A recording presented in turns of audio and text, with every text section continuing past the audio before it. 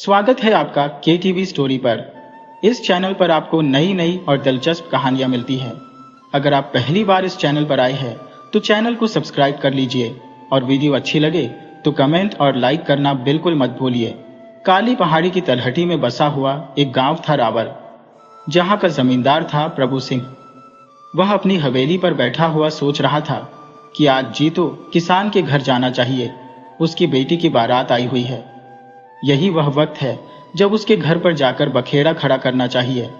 तभी तो मैं उसके घर, खेत खलियान और उसकी बेटी के दान दहेज पर कब्जा कर सकूंगा।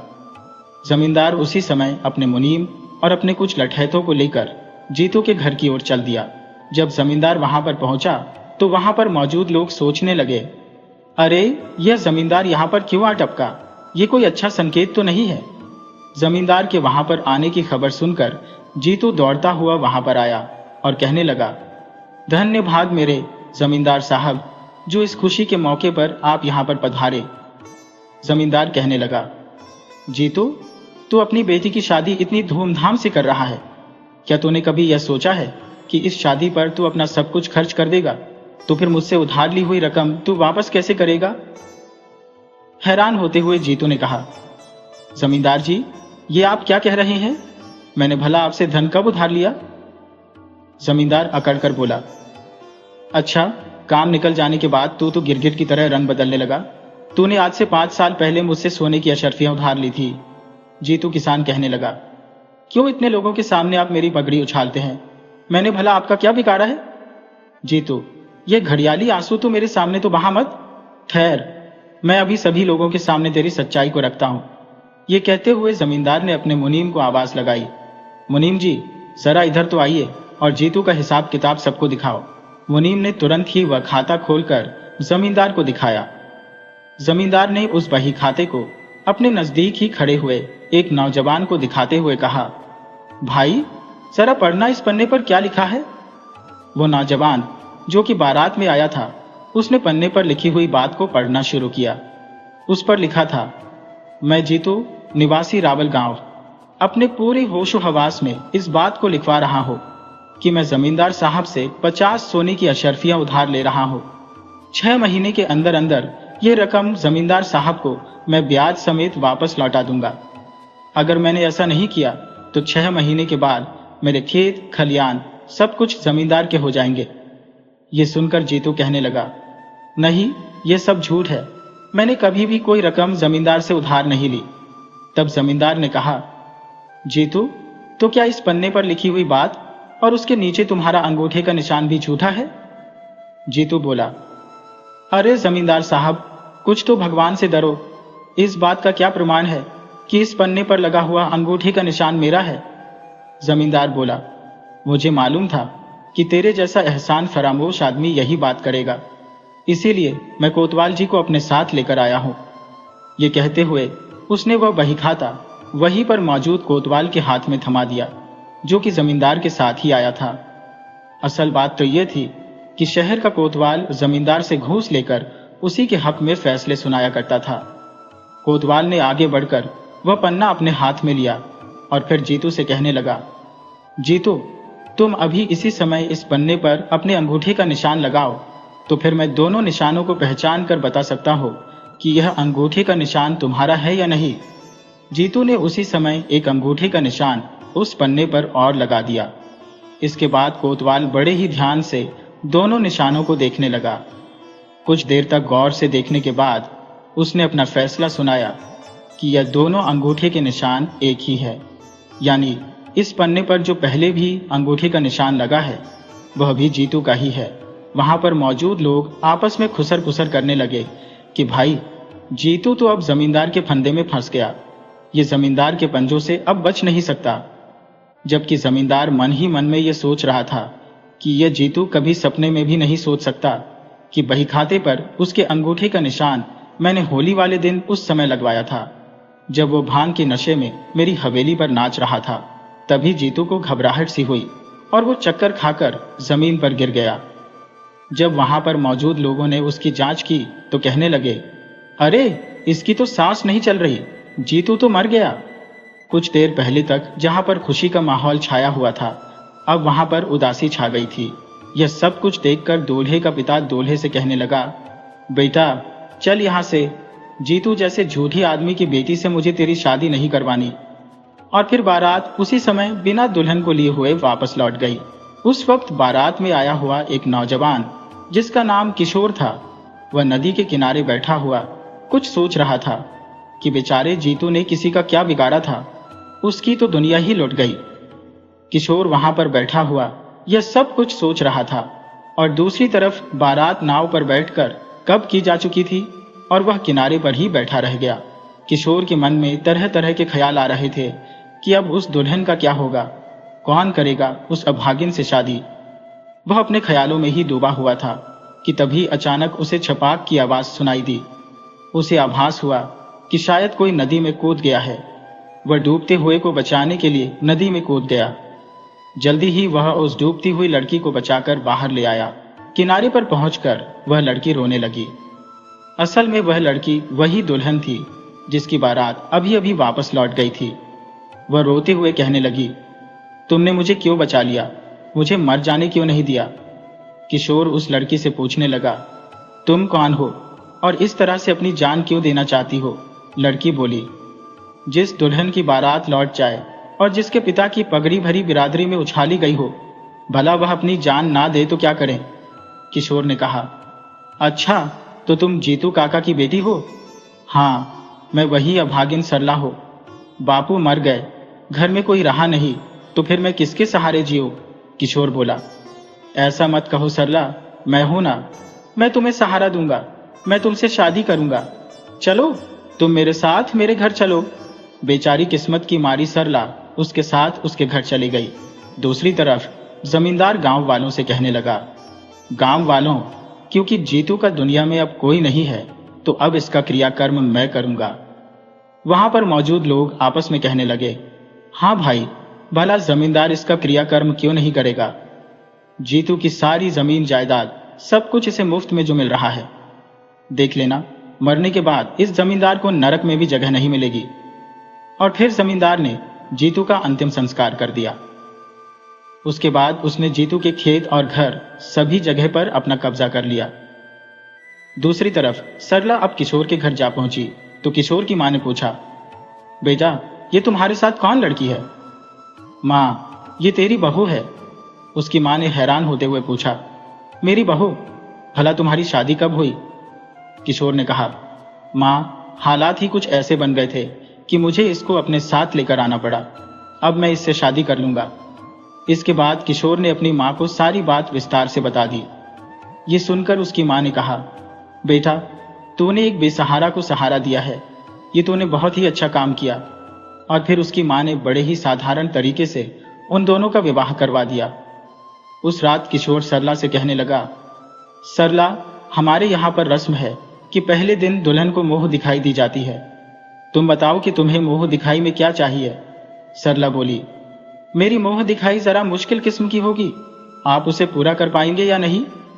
किशोर ने हैरान होते हुए पूछा, अच्छा तो बताओ तो सही कि आखिर तुम्हें मुंह दिखाई में ऐसा क्या चाहिए। सरला बोली, तो फिर सुनिए, आप अगर मुझे मुंह दिखाई में कुछ देना ही चाहते हैं तो मेरी एक इच्छा पूरी कर दीजिए। जिस जालिम जमींदार ने मेरे पिता पर जुर्म ढाकर मुझे अनाथ कर दिया, क्या आप उसको सबक सिखा सकते हैं। यदि आप ऐसा कर पाए तो मैं समझूंगी कि आपने मुझे मुंह दिखाई दे दी। सरला की बात सुनकर किशोर कुछ सोच में पड़ गया और फिर कुछ देर तक सोचने के बाद वह बोला, सरला, मुझे जमींदार के बारे में तुम सब कुछ बताओ। सरला बोली, देखिए, जमींदार प्रभु सिंह एक बहुत ही कंजूस और घमंडी आदमी है। वह हमेशा गांव के भोले भाले किसानों को बहला फुसलाकर उनकी जमीन हथियाने का काम करता है, जिसकी वजह से वह पूरे गांव में बदनाम है। लेकिन उसकी पत्नी विमला, जो कि एक बहुत ही नेक दिल औरत है, वह हमेशा दूसरों की सहायता करने में आगे रहती है। लेकिन जमींदार को उसका यह व्यवहार बिल्कुल भी अच्छा नहीं लगता। यूं समझिए कि दोनों पति पत्नी एक दूसरे के बिल्कुल उलट है। जमींदार ने लोगों से लूट खसोट करके अपनी हवेली में बहुत दौलत इकट्ठी कर ली है और इतनी दौलत की हिफाजत करने के लिए वह अपनी हवेली छोड़कर कभी कहीं नहीं जाता। उसके पास कई लठैत भी हैं। जो उसके एक इशारे पर किसी की भी पिटाई कर देते हैं। सरला से यह सारी जानकारियां लेने के बाद किशोर एक गहरी सोच में पड़ गया। जल्दी ही उसके चेहरे पर एक मुस्कान आ गई, जैसे मन ही मन में उसने कोई योजना बना ली थी, और वह कहने लगा, सरला, मैं तुम्हें यकीन दिलाता हूं कि मैं उस जमींदार को अच्छा सबक सिखाऊंगा। अगले दिन किशोर अपनी माँ से कहने लगा, माँ, अगर घर में कुछ सोने की अशर्फियां पड़ी है तो मुझे दे दो। माँ ने पूछा, बेटा, भला सोने की अशर्फियों का तू क्या करेगा? माँ, मैं उन अशर्फियों की मदद से जमींदार को सबक सिखाऊंगा।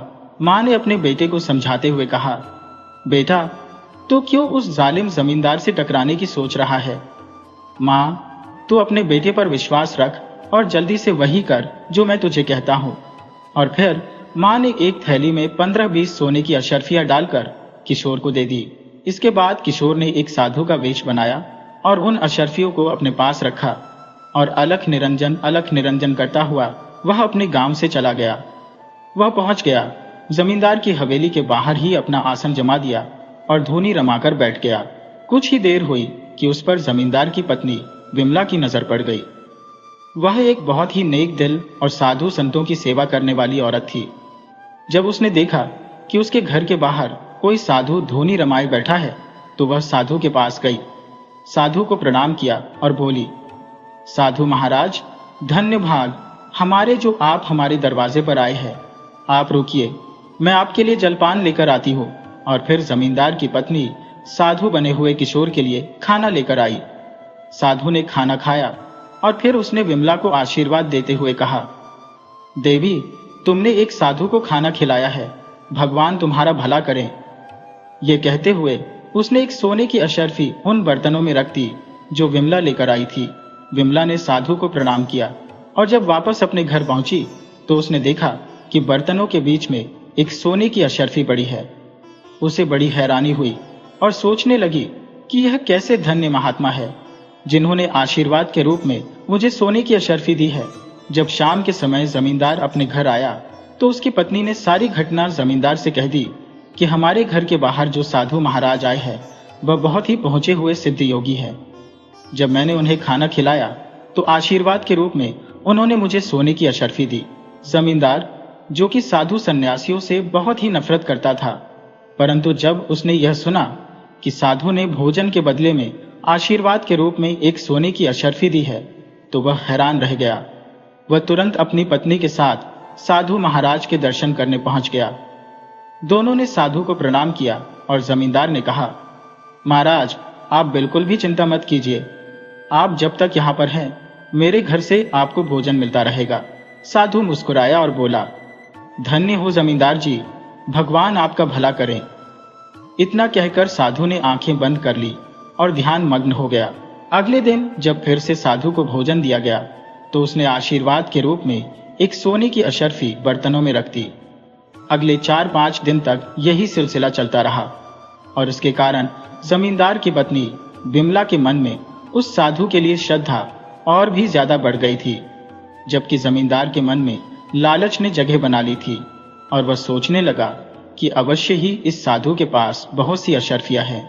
और फिर उस दिन वह खुद साधु महाराज के पास भोजन लेकर गया और कहने लगा, महाराज, आप यहाँ मेरे घर के बाहर धूनी रमाए बैठे हैं।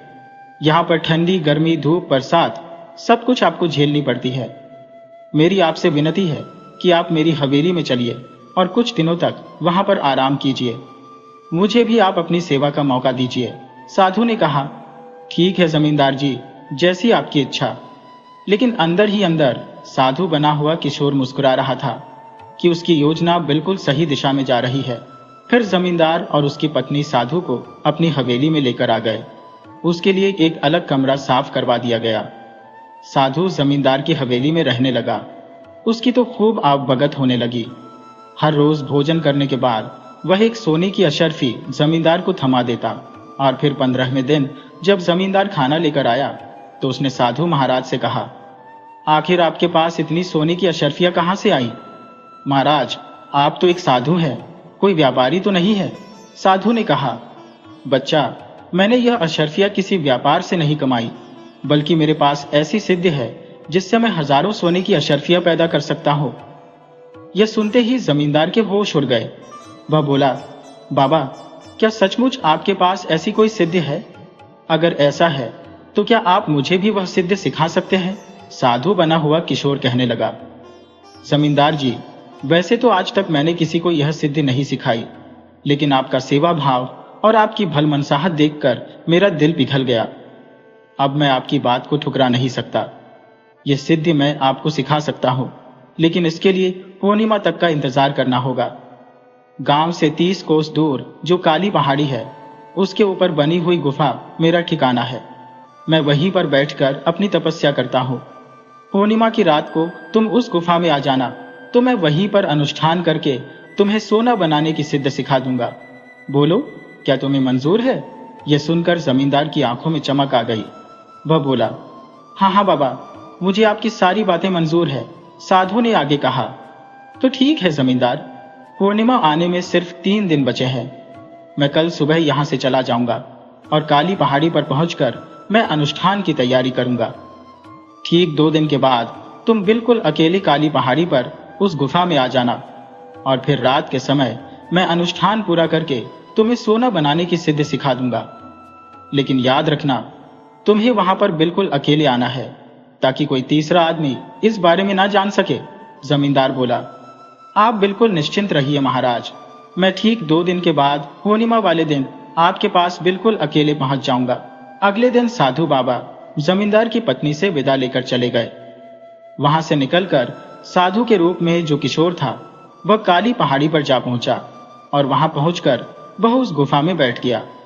वहां पर उसने अपने साथ एक मोटा सा डंडा और मोटी सी रस्सी रख ली और फिर जमींदार के आने का इंतजार करने लगा। 2 दिन के बाद जब पूर्णिमा थी तो जमींदार ने अपनी पत्नी से कहा, मैं एक जरूरी काम से कहीं पर जा रहा हूं और कल सुबह तक वापस आ जाऊंगा। पत्नी ने पूछना चाहा तो जमींदार ने यह कहा कि मुझे एक जरूरी काम है जो मैं बता नहीं सकता। जाते समय जमींदार ने अपने लठैतों से कहा, मेरे पीछे से अपनी मालकिन और इस हवेली का ध्यान रखना। इसके बाद जमींदार अकेले ही काली पहाड़ी की तरफ निकल गया। 30 कोस चलने के बाद उसने काली पहाड़ी पर चढ़ना शुरू कर दिया। चढ़ाई काफी कठिन थी, जिसकी वजह से जमींदार को थकावट महसूस हो रही थी और उसकी सांस भी फूल रही थी, मगर सोना पैदा करने वाली सिद्धि का लालच उसे रुकने नहीं दे रहा था। शाम ढलते ढलते वह काली पहाड़ी पर पहुंच गया, जहां पर उसे एक गुफा दिखाई दी। थका हारा जमींदार उस गुफा के अंदर चला गया तो सामने ही साधु के रूप में किशोर वहां पर मौजूद था। साधु को देखते ही जमींदार के चेहरे पर मुस्कुराहट आ गई और वह बोला, साधु महाराज, देखिए, मैं अपने वादे के मुताबिक बिल्कुल अकेले यहां पर पहुंच गया हूं। बताइए कि अब मुझे क्या करना है। किशोर अपनी जगह से उठा। उसने यह भांप लिया था कि जमींदार इस वक्त बहुत ही थका हुआ है। उसने मौके का फायदा उठाया और जमींदार को दबोच लिया और उस पर काबू कर लिया। पलक झपकते ही उसने मोटी मोटी रस्सियों से जमींदार को कसकर बांध दिया। बहुत ज्यादा थका होने के कारण जमींदार अपना बचाव ना कर सका। जब वह रस्सियों में बंध गया तो साधु से कहने लगा, महाराज, यह क्या हरकत है? आपने तो मुझे सोना बनाने की सिद्ध सिखाने के लिए यहां पर बुलाया था, फिर भला आपने मुझे बांध क्यों दिया? तब किशोर ने अपना साधु का चोला उतारा और अपनी असलियत जमींदार के सामने जाहिर करते हुए वह कहने लगा, मूर्ख जमींदार, मैं कोई साधु नहीं हूं और ना ही मैं तुझे कोई सिद्ध सिखाने वाला हूं। मेरा नाम किशोर है और मैं उस सरला का पति हूं जिसके पिता के साथ तूने धोखा किया था और उनकी मौत का कारण तू बना था। इसके बाद किशोर ने सारी सच्चाई जमींदार को बता दी और लगे हाथ 2-4 तमाचे उसके चेहरे पर जड़ दिए और कहा, जमींदार, अब तेरे पास कोई दूसरा रास्ता नहीं है। पूरे गांव में किसी को यह नहीं मालूम कि तुम इस समय काली पहाड़ी पर मेरे कब्जे में हो। मेरा इरादा तो यह था कि मैं तुझे जान से मार दूं, लेकिन तेरी पत्नी विमला, जो इतनी नेक दिल और धार्मिक विचारों वाली है, उसका ख्याल आते ही मेरे मन में तेरे लिए रहम आ रहा है। अगर मैं चाहूं तो तुझे यहीं पर बंधा हुआ छोड़ जाऊं और 2-4 दिन में ही भूख प्यास के मारे तू यहीं पर मर जाएगा, लेकिन मैं तुझे जिंदा रहने का एक मौका देना चाहता हूं। अगर तू मुझे यह बता दे कि तूने अपने घर में वह सारे कागजात कहां पर रखे हैं जो दूसरे किसानों की जमीनों के हैं, साथ ही साथ तेरी तिजोरी कहां पर है और उसकी चाबी किधर है। अगर यह सब बातें तू मुझे बता दे तो मैं तेरी जान बचा सकता हूँ। जमींदार को अब अपनी मौत का डर सताने लगा, तो उसने तिजोरी और उसकी चाबी और साथ ही सारे कागजातों के बारे में किशोर को बता दिया। तब किशोर ने कहा, जमींदार, अब 2-3 दिन तक तुझे यहीं पर भूखे प्यासे रहना होगा, क्योंकि इतनी सजा तो तुझे भुगतनी ही पड़ेगी। और मैं तेरी हवेली पर जाऊंगा और तेरी सारी दौलत और तेरी तिजोरी को साफ कर दूंगा। किसानों को उनके कागज वापस दिलवा आऊंगा और उसके बाद ही मैं यहां पर आकर तुझे आजाद करूंगा। ये कहते हुए किशोर वहां से चला गया। उसने एक बार फिर से साधु का भेष बनाया और जा पहुंचा जमींदार की हवेली पर। इधर जमींदार की पत्नी, जो कि जमींदार के वापस न आने से बहुत ही परेशान थी, जब उसने साधु बाबा को आते हुए देखा तो वह सीधा उनके पैरों में गिर गई और बोली, महाराज, अब तो आप ही मुझे बचा सकते हैं। आपके जाने के बाद न जाने मेरे पति कहाँ गायब हो गए और अभी तक लौट कर नहीं आए। साधु ने कहा, देवी, मुझे ऐसा आभास हो रहा है कि तुम्हारा पति किसी बड़े संकट में फंस गया है, यहां तक कि उसकी जान पर बन आई है, और यह सब उसके बुरे कर्मों का फल है। अगर तुम चाहती हो कि तुम्हारा पति उस संकट से छूट जाए तो मेरी मानो तो उसने छल कपट करके जो भी धन कमाया है वह गरीबों में बांट दो, और जो उसने किसानों की जमीनें हड़पी है वह सारे कागज तुम जला दो। इसी से तुम्हारे पति के पापों का प्रायश्चित हो सकता है और वह संकट से छूट सकता है। जमींदार की पत्नी, जो पहले से ही अपने पति के गलत कामों से बहुत ही परेशान थी, उसे पक्का विश्वास हो गया कि साधु महाराज बिल्कुल ठीक कह रहे हैं, और वह ऐसा करने के लिए तैयार हो गई। तब किशोर ने अपनी आंखें बंद करके ध्यान लगाने का नाटक किया और फिर उसने बताया कि जमींदार की तिजोरी की चाबियां कहाँ है और उसकी तिजोरी कहाँ है और बाकी सारे कागजात और बहीखाते कहाँ पर रखे हैं। इसके बाद जमींदार की पत्नी ने तिजोरी की चाबियां ली और सारा धन लाकर साधु महाराज के सामने ढेर कर दिया। उसने जमीनों के कागजात और बहीखाते निकाले और आंगन में ले जाकर उन्हें आग लगा दी। तब साधु बाबा ने कहा, वे सभी किसान जिनकी जमीनें जमींदार ने हड़प ली थी, अब वह आजाद हो चुके हैं। इसके बाद जमींदार की पत्नी ने अपने हाथों से जमींदार की सारी दौलत, जो उसने छलकपट से कमाई थी, गांव की गरीब जनता में बांट दी और साधु महाराज से कहने लगी, महाराज, अब तो मैंने आपके कहे मुताबिक कर दिया, अब आप ही मेरे सुहाग की रक्षा कीजिए। साधु के रूप में किशोर कहने लगा, ठीक है देवी, तुम मुझे थोड़ा समय दो, मैं अपने आश्रम में जाकर अपने योग्य बल से पता लगाता हूं कि जमींदार इस समय कहाँ है, और उसको सही सलामत वापस लाना अब मेरी जिम्मेदारी है। जमींदार की पत्नी को ऐसा विश्वास दिलाकर किशोर हवेली से बाहर निकल गया। इसके बाद वह छिपता छिपाता काली पहाड़ी पर जा पहुंचा, जहां पर जमींदार भूखा प्यासा परेशान पड़ा हुआ था। वहां पहुंचकर उसने जमींदार से कहा, जमींदार, मैंने तुम्हारी सारी दौलत तुम्हारी पत्नी के ही हाथों से गरीबों में बंटवा दी है, और वे सभी किसान जिनकी जमीनों पर तुमने कब्जा किया था, वह सारे कागजात और बहीखाते मैंने नष्ट करवा दिए। अब तुम्हारे पास सुधरने के अलावा कोई दूसरा रास्ता नहीं है, क्योंकि पैसे के बल पर तुमने जो लठैत पाल रखे थे, जब उन्होंने देखा कि तुम्हारी हवेली का सारा पैसा जा चुका है, तो वे भी हवेली छोड़कर चले गए। अब तो तुम्हारे पास ना तो धन बचा, न ताकत, न ही किसानों की जमीनें। जिस धन और ताकत का इस्तेमाल करके तुम शहर के कोतवाल के साथ मिली भगत करते थे, वह तुम्हारे हाथों से चली गई। तुम्हारे कंगाल हो जाने के बाद अब कोतवाल भी तुम्हारा साथ नहीं देगा। मैं चाहूं तो अभी के अभी तुम्हें जान से मार सकता हूं, लेकिन तुम्हारी पत्नी की वजह से मैं तुम्हें जिंदा छोड़ रहा हूं। इतना कहते हुए उसने जमींदार की रस्सियां खोल दी। जमींदार गिरता पड़ता जब वापस अपनी हवेली पर पहुंचा, तो उसने देखा कि उसकी हवेली बिल्कुल सुनसान पड़ी थी। जिन लठैतों के दम पर वह गांव वालों पर अत्याचार करता था, वे सब के सब जा चुके थे। जब जमींदार की पत्नी ने अपने पति को देखा कि वह सुरक्षित वापस लौट आया है, तो वह बहुत ही खुश हुई और पूछने लगी, स्वामी, आप कहां पर थे? आपकी यह हालत कैसे हुई? लेकिन जमींदार ने सिर्फ इतना ही कहा, भाग्यवान, यह सब मेरे कर्मों की सजा थी जो मुझे मिली। असल में जमींदार को अंदर ही अंदर इस बात का एहसास हो चुका था कि वह अब किशोर का कुछ नहीं बिगाड़ सकता, क्योंकि ना तो अब उसके पास दौलत थी और ना ही लठैत। उसकी पत्नी ने कहा, देखिए जी, आप सही सलामत लौट आए, आपकी जान बच गई, मेरे लिए इतना ही काफी है। अब आप अपने बुरे कामों से तौबा कर लीजिए, क्योंकि आपने देख ही लिया है कि बुरे कामों का नतीजा बुरा ही होता है। जमींदार को भी अब अपनी पत्नी की बात सही लग रही थी। उसने अपनी पत्नी को विश्वास दिलाया कि आज के बाद वह कभी किसी गरीब को नहीं सताएगा और ना ही किसी किसान की जमीन को हड़पने की कोशिश करेगा। दूसरी तरफ जब किशोर अपने घर पहुंचा और उसने अपनी पत्नी सरला को बीते दिनों की सारी घटनाएं बताई कि किस तरह से उसने जमींदार को ऐसा सबक सिखाया कि अब वह किसी गरीब को सताने लायक नहीं रहा, क्योंकि मैंने उसे तबाह और बर्बाद कर दिया। अब वह दोबारा अपनी जिंदगी में कभी किसी गरीब को तंग नहीं करेगा। सारी बात सुनने के बाद सरला के मन को बहुत ही संतोष हुआ और वह खुश थी कि उसके पति ने अपना वादा पूरा किया और धूर्त जमींदार को सबक सिखा दिया। तो दोस्तों, इसी तरह की कहानियां सुनने के लिए आप चैनल को सब्सक्राइब कर लीजिए।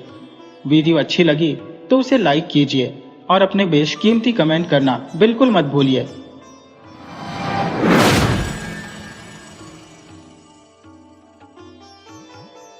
हेलो दोस्तों, कैसे हो आप सब?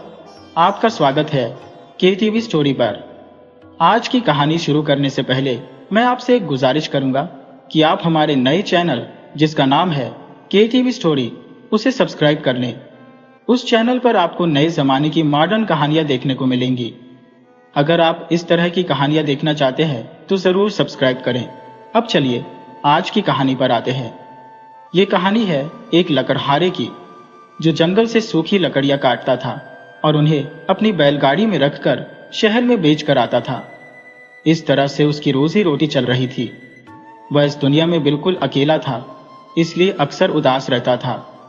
अपने मन को बहलाने के लिए वह सारा दिन काम में लगा रहता था।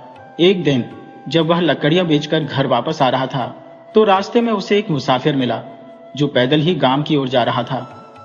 लकड़हारे की बैलगाड़ी देखकर मुसाफिर ने उससे पूछा, अरे भाई, क्या तुम मुझे गांव तक ले चलोगे?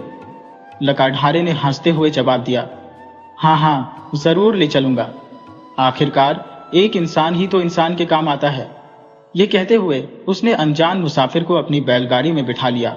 दोनों रास्ते भर बातें करते रहे और अब तो वे बहुत अच्छे दोस्त बन चुके थे। लकड़हारे के कहने पर मुसाफिर उस रात लकड़हारे के घर पर ही रुक गया। दोनों ने एक साथ खाना खाया और इस तरह उनकी दोस्ती और भी पक्की हो गई। अब तो लकड़हारा जब भी शहर जाता तो उस आदमी से मिलता और मुसाफिर भी जब भी गांव में आता तो लकड़हारे से मिलना नहीं भूलता था। दोनों दोस्त एक साथ बैठकर घंटों बातें किया करते थे। एक बार जब लकड़हारा अपने दोस्त मुसाफिर के घर पर रुका हुआ था तो वापस अपने गांव आना चाहता था, लेकिन रात हो जाने के कारण उसके दोस्त ने उससे कहा, अरे भाई, अब रात हो चुकी है। रास्ते में घना जंगल भी पड़ता है और उसमें जंगली जानवर भी रहते हैं, इसलिए मेरी मानो तो आज की रात तुम मेरे घर पर ही बिता लो। लकड़हारे ने अपने दोस्त की बात मान ली और उस रात उसने शहर में ही रहने का फैसला किया। रात को खाना खाने के बाद दोनों दोस्त घूमने निकल पड़े। चलते चलते वे राजमहल के नजदीक पहुंच गए। उन्होंने देखा कि महल के पास काफी भीड़ जमा थी और वहां पर आंखों को चकाचौंध कर देने वाली रोशनी थी। लकड़हारे ने अपने दोस्त से पूछा, भाई, यहां पर इतनी भीड़ क्यों है? उसका दोस्त, जिसका नाम सुजान था, बोला, अरे भाई, ये हमारे शाही खजांची का घर है और उनका महल तो राजा के महल से भी बड़ा है। अब तुम्हें तो मालूम है कि राजा के खजाने का अध्यक्ष कोई मामूली आदमी नहीं होता। लकड़हारे ने कहा, हाँ दोस्त, वह तो मैं जानता हूं। सुजान बोला, लेकिन भाई, इस खजांची के ऐशो आराम के बारे में तुम नहीं जानते होगे। मैं तुम्हें आज एक ऐसा नजारा दिखाऊंगा जिसकी कल्पना तुमने सपने में भी नहीं की होगी। वह नजारा देखकर तुम दंग रह जाओगे। लकड़हारे ने हैरान होकर पूछा, अच्छा, आखिर ऐसी कौन सी बात है जिसे देखकर मैं दंग रह जाऊंगा? सुजान ने जवाब दिया, भाई, आज रात को खजांची साहब जब भोजन करेंगे तो हजारों लोग उनके दर्शन करेंगे। लकड़हारे ने सोचने के अंदाज में अपने दोस्त की तरफ देखा और पूछा, अरे भाई, लोग किसी को भोजन करते हुए क्यों देखना चाहेंगे? सुजान ने समझाते हुए कहा, भाई, जब हमारे खजांची साहब यहाँ पर खाना खाएंगे तो वह नजारा देखने लायक होता है। हमारे खजांची का कहना है कि ईश्वर ने यह जीवन हमें ठाट बाट से जीने के लिए दिया है, इसलिए वह दिल खोलकर धन खर्च करते हैं। उनका मानना है कि धन जमा करने के लिए नहीं होता, वह सिर्फ अपने विचारों से ही नहीं बल्कि अपने कर्मों से भी बहुत ऊंचे हैं। उनका कहना है कि आदमी को अपने मरने से पहले अपनी सारी दौलत का इस्तेमाल कर लेना चाहिए। आखिर इस शरीर का क्या भरोसा, ये कब साथ छोड़ जाए। यही बात है कि खजांची खूब ऐशो आराम से रहते हैं। जिस महल के बाहर बैठकर वे भोजन करते हैं उसका सारा फर्श सोने का बना हुआ है। कहा जाता है कि इस फर्श को बनाने में उन्होंने पूरी 1 लाख सोने की अशर्फियां खर्च की है। इतना ही नहीं, वे जिन बर्तनों में खाना खाते हैं वे भी सोने के बने हुए हैं। जिन बर्तनों में खाना बनाया जाता है वे भी सोने के हैं। दोस्त, यह नज़ारा सिर्फ पूर्णिमा की रात को ही देखने को मिलता है। जब पूर्णिमा के चांद की सोने जैसी किरणें सोने के फर्श पर पड़ती हैं तो उसे देखकर ऐसा लगता है जैसे धरती पर एक और चांद उतर आया हो। खजांची सोने के फर्श पर बैठकर सोने के बर्तनों में खाने का मजा लेते हैं। ये देखकर आसपास खड़ी जनता उनकी जय जयकार करने लगती है। अपने दोस्त की यह बातें सुनकर लकड़हारा उस नज़ारे को देखने के लिए बहुत उत्साहित हो गया। उसने आज तक ऐसी विचित्र प्रवृत्ति वाला आदमी नहीं देखा था। अपने दोस्त के कहने पर लकड़हारा उसके साथ चल दिया। वे दोनों एक बड़े पेड़ पर बैठकर खजांची के घर का नज़ारा देखने लगे। इस दृश्य को देखने के लिए हजारों लोग वहां पर आए थे। सभी लोग सोच रहे थे कि खजांची साहब कितने खुशनसीब हैं जो इतने स्वादिष्ट और अलग अलग तरह के पकवानों का सोने के बर्तनों में मजा लेंगे। चारों तरफ लोग बस यही बातें कर रहे थे। सबकी निगाहें चमकते हुए सोने के फर्श पर लगी थी। आकाश में पूर्णिमा का चांद मुस्कुरा रहा था। सभी लोग इसी बात का इंतजार कर रहे थे कि कब खजांची सोने के फर्श पर बैठकर खाना खाएंगे। दूसरी तरफ खजांची के चेहरे पर घमंड की झलक साफ दिखाई दे रही थी। वह जानता था कि उसे देखने के लिए हजारों लोग इकट्ठा हुए हैं। खजांची की सोच थी कि खाओ पियो और मौज करो, आखिर में तो इस दुनिया से खाली हाथ ही वापस जाना है। असल में खजांची को खाने पीने का बहुत शौक था। उसके रसोइये तरह तरह के पकवान बना रहे थे। पकवानों की सुगंध दूर दूर तक फैल रही थी। खजांची साहब खुशी में डूबे हुए वहीं पर इधर उधर टहल रहे थे। वह कभी कुछ गुनगुनाने लगते, कभी अपने नौकरों से कुछ कहते तो कभी मुस्कुराते और कभी कभी तो जोर जोर से हंसने लगते। उसे देखकर ऐसा लगता था मानो दुख और गम नाम की कोई चीज उसकी जिंदगी में नहीं है, बस हर तरफ सुख ही सुख है। खजांची की ऐसी जिंदगी को देखकर लोग बहुत खुश हो रहे थे। कोई उसे देखकर भगवान से प्रार्थना करता कि अगले जन्म में उसे भी ऐसा ही सुख मिले। जब भोजन बनकर तैयार हो गया तो एक नौकर ने आकर कहा, मालिक, खाना तैयार हो गया है, चलिए हम भोजन परोस देते हैं। खजांची ने कहा, बहुत अच्छा, चलो मैं चलता हूं।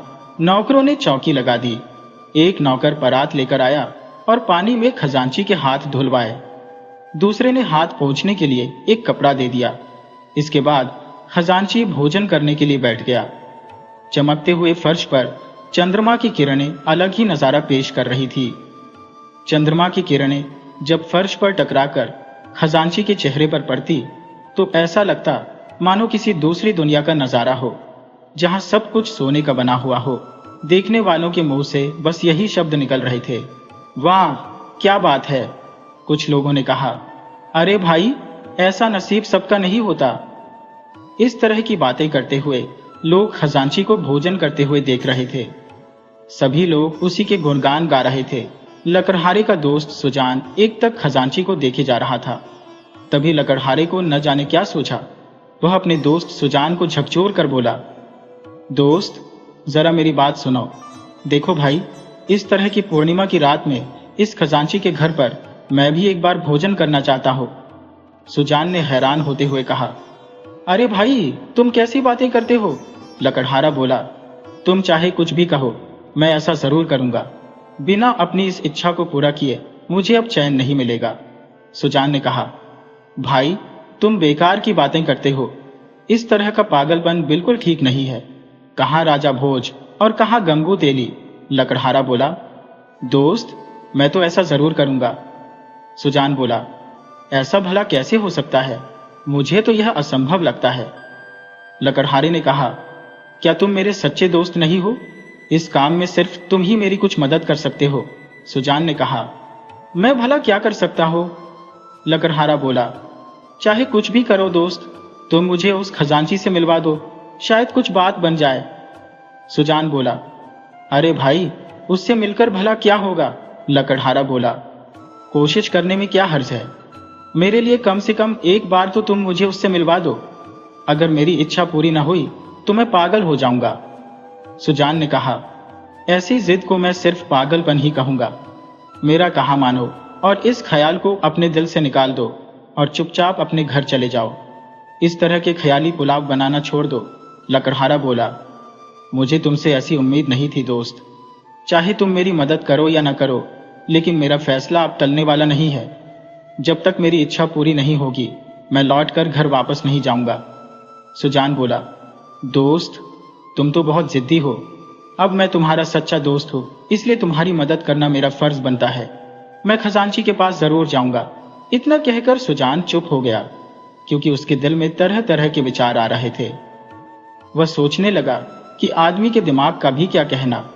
कहाँ यह गरीब लकड़हारा जो लकड़ियां काटकर अपना पेट भरता है, और कहाँ वह राजा का खजांची जिसके पास गरीबी नाम की कोई चीज नहीं है। इस लकड़हारे के मन में आखिर ऐसी बात क्यों आई? कहीं इसका बुरा समय तो नहीं आ रहा, क्योंकि कहा गया है कि विनाश काले विपरीत बुद्धि। दूसरी तरफ खजांची के नौकर सभी लोगों से कहने लगे, साथियों, अभी हमारे खजांची साहब भोजन शुरू करेंगे।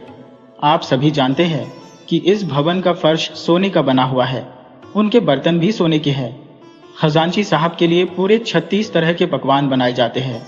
उनका भोजन दुनिया के किसी भी आदमी से सबसे बेहतरीन होता है, क्योंकि खजांची साहब मानते हैं कि यह शरीर आदमी को सुख भोगने के लिए मिला है। इसीलिए आदमी को चाहिए कि वह ज्यादा से ज्यादा सुख भोगे, क्योंकि न जाने कब यह शरीर साथ छोड़ जाए। तभी शाही खजांची वहां पर आया और सभी लोग उसकी तरफ देखने लगे। इधर लकड़हारा एक बार फिर से अपने ख्यालों में खो गया, मानो वह सांस रोककर सब कुछ देख रहा हो। कभी वह खजांची के महल के सोने के फर्श को देखता, तो कभी सोने के बर्तनों को, तो कभी खजांची के सामने रखे हुए तरह तरह के पकवानों को। वह अपनी कल्पनाओं में खो गया और सोचने लगा कि वह एक बेशकीमती पोशाक पहने हुए खुद खजांची की जगह पर बैठा हुआ है। आकाश में पूर्णिमा का चांद मुस्कुरा रहा है और उसके सामने तरह तरह के पकवान रखे हैं। नौकर चाकर उसके सामने हाथ जोड़कर खड़े हैं और वह नौकरों को आदेश दे रहा है कि उसे यह पकवान दिया जाए और वह बर्तन उठा लिया जाए। लकड़हारे की कल्पना इससे भी कहीं आगे जा चुकी थी।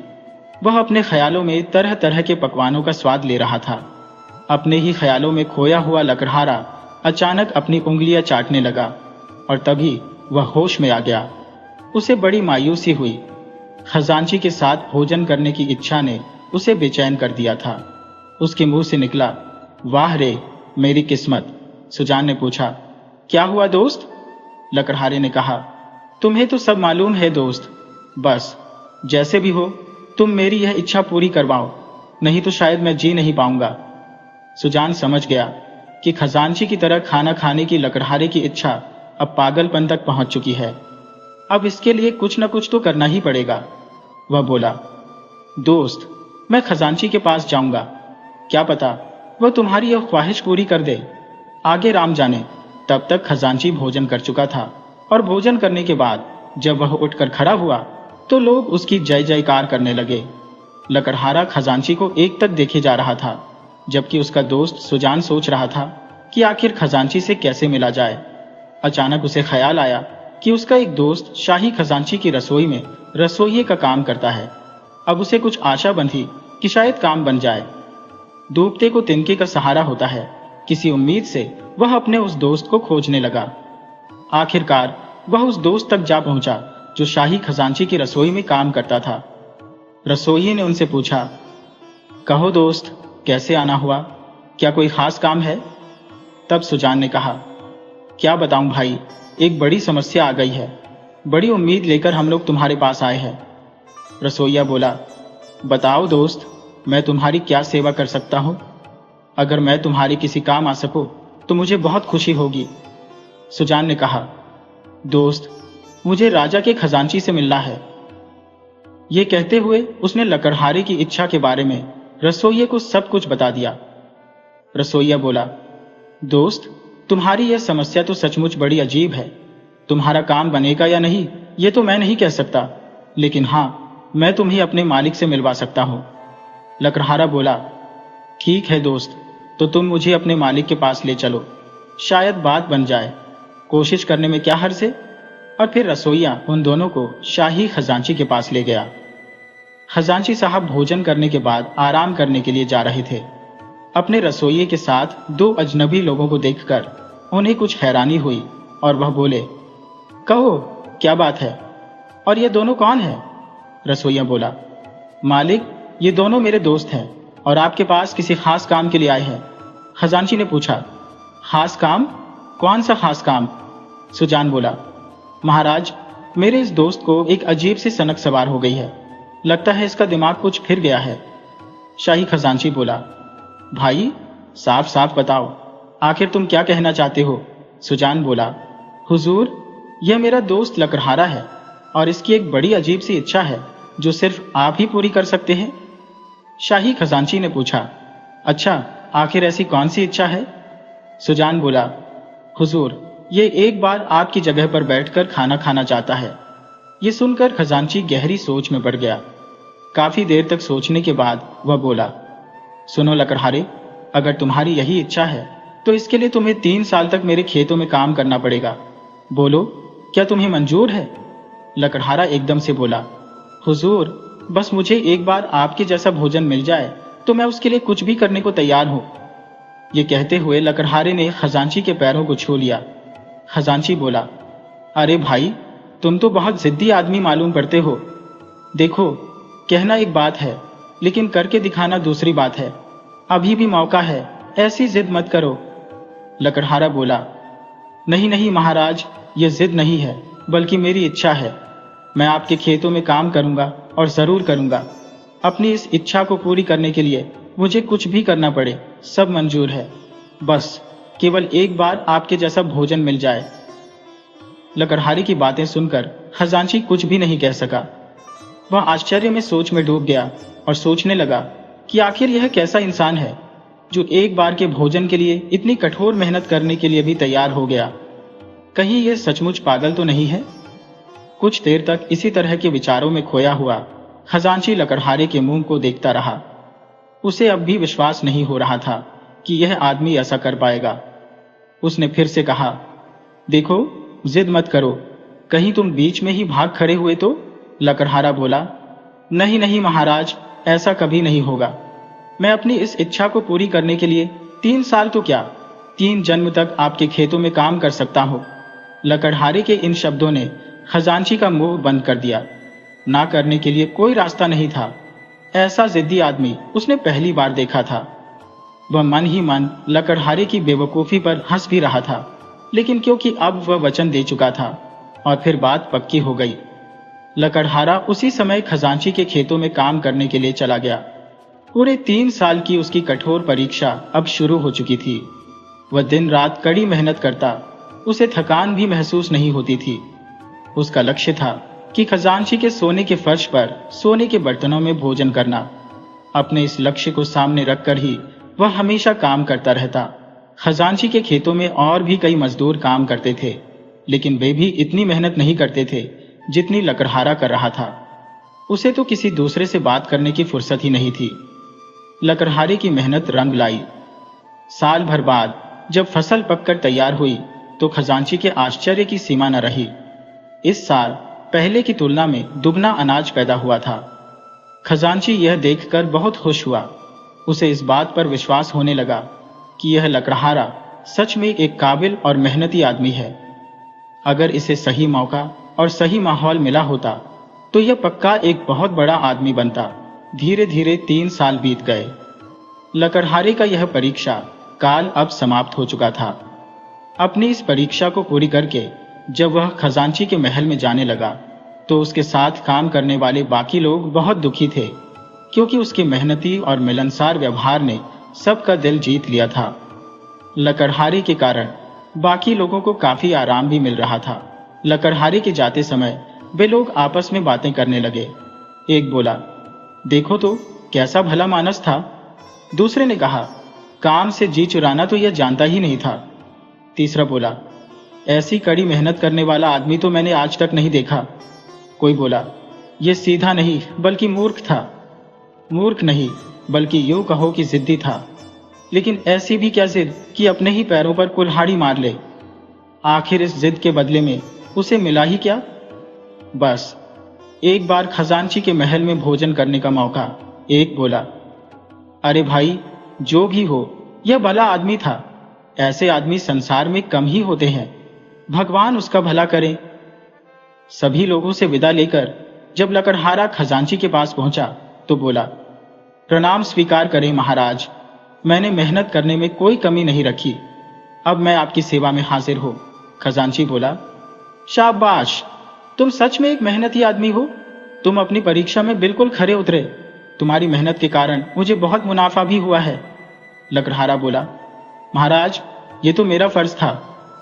खजांची ने कहा, खैर, जो भी हो, संयोग से कल पूर्णिमा भी है। कल तुम्हें तुम्हारी मेहनत का नतीजा मिल जाएगा। कल तुम मेरे महल में सोने के बर्तनों में खाना खा सकोगे।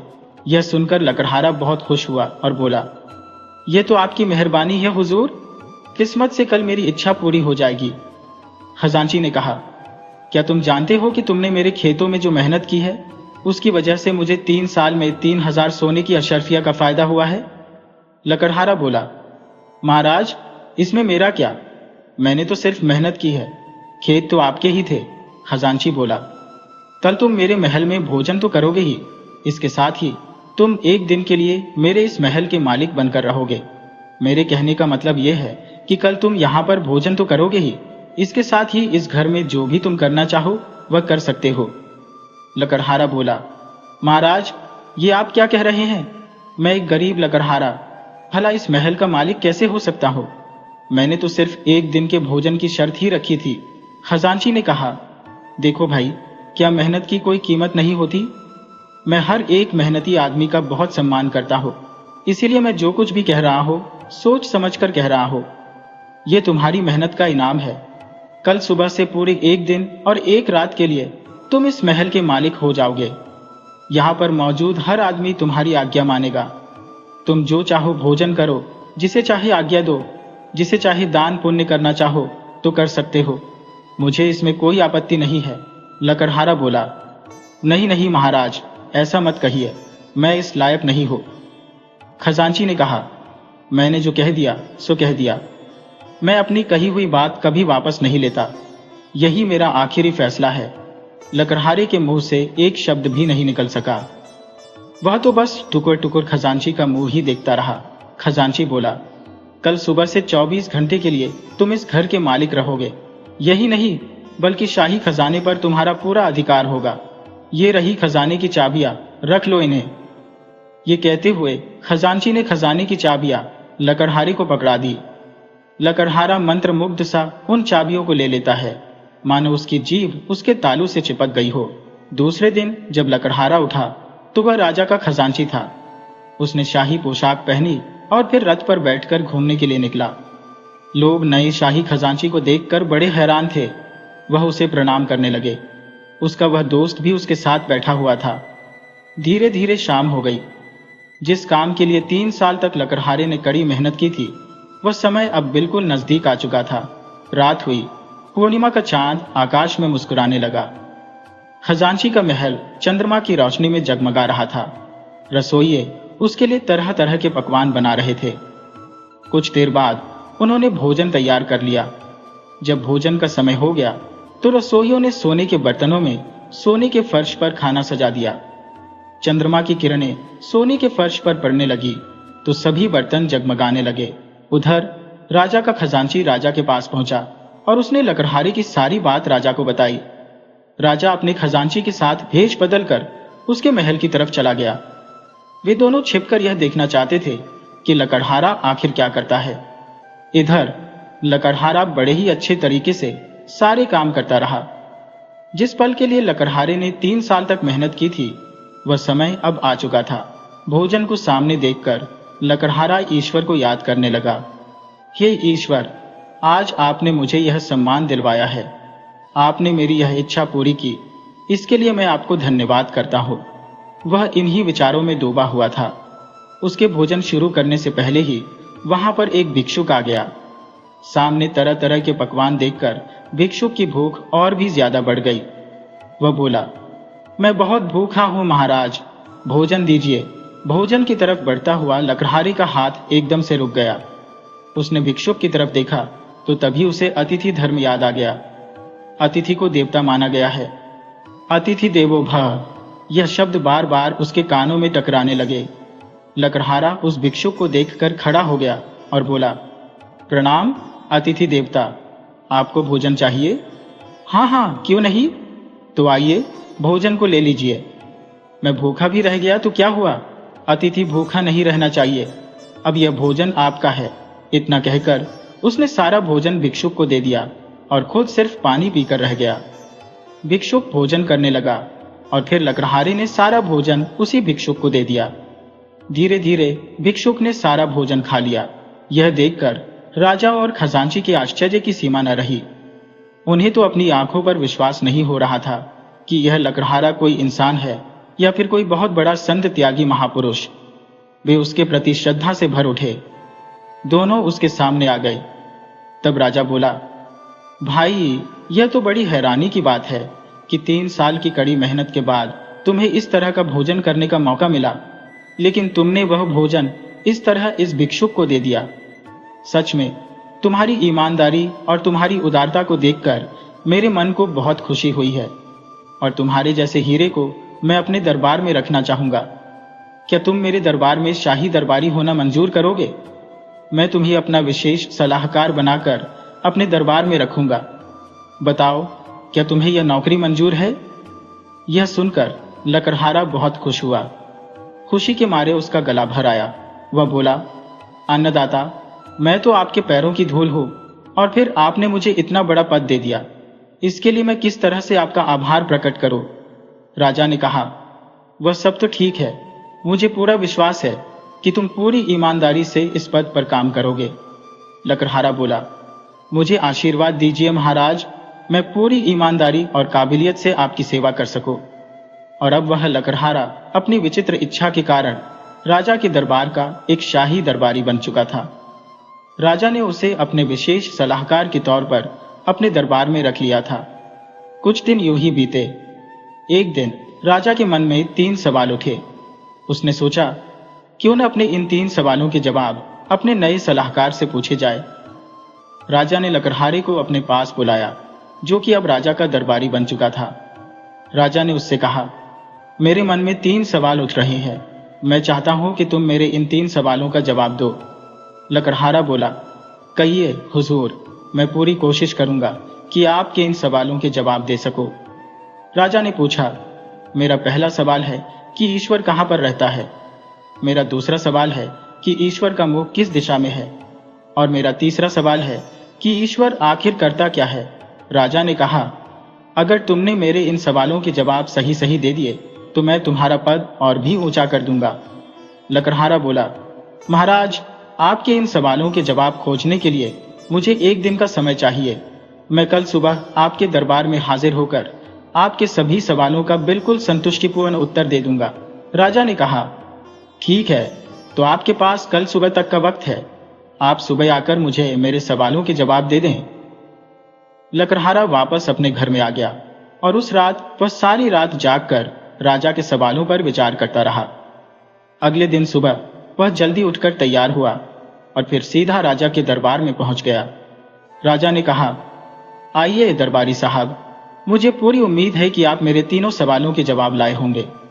दरबारी बोला, जी हुजूर, मैं आपको आपके सवालों के जवाब सही सही दे दूंगा। और फिर वह मन ही मन सोचने लगा कि अगर मैंने राजा के सवालों के जवाब सीधे सीधे दे दिए तो शायद राजा मेरे जवाबों से संतुष्ट नहीं होगा। इसलिए उसने मन में कुछ विचार किया और फिर राजा से कहने लगा, आपके सवालों का जवाब देने से पहले मेरी आपसे एक प्रार्थना है। आप तो जानते ही हैं कि सवाल पूछने वाला एक शिष्य होता है और उन सवालों के जवाब देने वाला गुरु होता है। ऐसे में मैं आपका गुरु हुआ और आपको गुरु और शिष्य की परंपरा को आगे रखते हुए मुझे किसी ऊंची जगह पर बिठाना होगा और आपको नीचे बैठना होगा। राजा अपने सलाहकार की ऐसी बात सुनकर कुछ हैरान हुआ लेकिन फिर भी उसने उसकी बात मान ली। राजा ने लकड़हारे को अपने सिंहासन पर बिठा दिया और खुद नीचे बैठ गया। इसके बाद राजा ने लकड़हारे से कहा, देखो दरबारी, मेरी एक बात ध्यान से सुन लो। अगर तुम्हारे सवालों के जवाब मेरी कसौटी पर खरे नहीं उतरे तो मैं तुम्हें नौकरी से निकाल दूंगा। तुम एक बार फिर से मामूली लकड़हारे बन जाओगे। राजा की बात सुनकर लकड़हारा बिना किसी डर के बोला, महाराज, आप बिल्कुल भी चिंता न करें, मैं किसी भी तरह की सजा के लिए बिल्कुल तैयार हूं। इसके बाद राजा ने अपना पहला सवाल किया, ईश्वर कहां पर रहता है? कुछ देर तक सोचने के बाद लकड़हारे ने कहा, हुजूर, एक गाय मंगवाई जाए। फौरन वहां पर एक गाय मंगवा दी गई। लकड़हारे ने राजा से पूछा, महाराज, क्या इस गाय में दूध है? राजा ने कहा, हाँ है बिल्कुल। लकड़हारे ने पूछा, कहां पर है? राजा बोला, इस गाय के थन में है। लकड़हारा बोला, हुजूर, आपका जवाब बिल्कुल गलत है। दूध इस गाय के थन में नहीं बल्कि इसके पूरे शरीर में समाया हुआ है। थन तो सिर्फ उस दूध को बाहर निकालने का साधन मात्र है। इसके बाद लकड़हारे ने एक लोटे में थोड़ा सा दूध मंगवाया और वह लाटा राजा को दिखाया और पूछा, हुजूर, क्या इस दूध में मक्खन है? राजा बोला, हाँ बिल्कुल है। लकड़हारे ने पूछा, तो बताइए कि वह मक्खन कहां पर है? राजा लकड़हारे की इस बात का कोई जवाब नहीं दे सका। लकड़हारे ने कहा, हुजूर, जैसे कि आपको इस बात का ज्ञान नहीं है कि इस दूध में मक्खन कहां पर है, लेकिन आप यह मानते हैं कि दूध में मक्खन है जरूर। इसी तरह से परमात्मा इस दुनिया में हर जगह पर मौजूद है, ठीक उसी तरह जैसे इस दूध में मक्खन मौजूद है, जबकि दूध इस गाय के पूरे शरीर में मौजूद है। दूध निकालने के लिए इस गाय को धोना पड़ता है, ठीक उसी तरह परमात्मा को जानने के लिए हमें अपने मन को धोना पड़ता है। अब बताइए हुजूर, क्या आपको अपने सवाल का संतोषजनक जवाब मिला? राजा ने कहा, हाँ, मुझे जवाब मिल गया। अब राजा ने अपना दूसरा सवाल पूछा, परमात्मा अपना मुंह कौन सी दिशा में रखता है? पूर्व में या पश्चिम में, उत्तर में या दक्षिण में? यह सवाल भी बहुत अजीब था। सवाल सुनकर लकड़हारे ने एक दिया मंगवाया। लकड़हारे ने वह दिया जलाया और फिर राजा से पूछा, हुजूर, बताइए कि इस दिए की लौ का मुंह किस तरफ है? पूर्व में या पश्चिम में, उत्तर में या दक्षिण में? राजा ने जवाब दिया, इस दिए की लौ का मुंह ऊपर की तरफ है। लकड़हारे ने कहा, बिल्कुल ठीक बात है, लेकिन इसका प्रकाश चारों तरफ बराबर फैला हुआ है। ठीक इसी तरह परमात्मा भी हर दिशा में देखता है। यह जवाब सुनकर राजा बहुत खुश हुआ। लकड़हारे के ज्ञान ने उसे काफी प्रभावित किया। अब राजा ने अपना तीसरा सवाल पूछा, परमात्मा आखिर करता क्या है? तब लकड़हारे ने कहा, हुजूर, कुछ दिन पहले तक मैं एक मामूली लकड़हारा था, लेकिन देखिए, आज मैं आपकी गद्दी पर बैठा हूं, जबकि आप इस गद्दी से नीचे मेरी जगह पर बैठे हैं। परमात्मा बस यही करता है, वह लगातार इस दुनिया में परिवर्तन करता रहता है। वह राजा को रंग और रंग को राजा बना देता है। कभी किसी आदमी को आदर सत्कार मिलता है तो कभी किसी दूसरे को। ये सब बातें करने के बाद लकड़हारा चुप हो गया। राजा को अपने सवालों के जवाब बिल्कुल सही सही मिल चुके थे। अपने दरबारी लकड़हारे की बातों ने राजा पर ऐसा असर किया कि राजा ने उसे अपना मंत्री बना लिया। अब राजा बहुत खुश था कि उसने एक बहुत ही अक्लमंद और अच्छे इंसान को अपना मंत्री बना लिया है। तो दोस्तों, मुझे पूरी उम्मीद है कि आपको यह कहानी बहुत पसंद आई होगी। तो इसी तरह की कहानियां देखने के लिए आप चैनल को सब्सक्राइब कर लीजिए।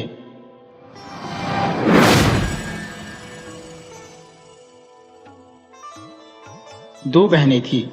बड़ी का कस्बे में एक सौदागर से विवाह हुआ था। छोटी देहात में किसान के घर ब्याह थी। बड़ी का अपनी छोटी बहन के यहाँ आना हुआ। निबटकार दोनों जनी बैठी तो बातों का सूत चल पड़ा। बड़ी अपने शहर के जीवन की तारीफ करने लगी। देखो कैसे आराम से हम रहते हैं, फैंसी कपड़े और ठाठ के सामान, स्वाद स्वाद की खाने पीने की चीजें और फिर तमाशे, थिएटर, बाग बगीचे। छोटी बहन को बात लग गई। अपनी बारी पर उसने सौदागर की जिंदगी को हेय बताया और किसान का पक्ष लिया। कहा, मैं तो अपनी जिंदगी का तुम्हारे साथ अदला बदला कभी न करूं।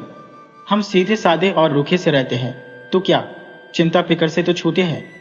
तुम लोग सजी धजी रहती हो, तुम्हारे यहाँ आमदनी बहुत है, लेकिन एक रोज वह सब हवा भी हो सकता है। जी जी, कहावत है कि हानि लाभ दो ही जुड़वा भाई। अक्सर होता है कि आज तो अमीर है, कल वही टुकड़े को मोहताज है, पर हमारे गांव के जीवन में यह जोखिम नहीं है। किसानी जिंदगी फूली और चिकनी नहीं दिखती तो क्या, उम्र लंबी होती है और मेहनत से तंदुरुस्ती भी बनी रहती है। हम मालदार न कहलाएंगे, लेकिन हमारे पास खाने की कमी भी कभी न होगी।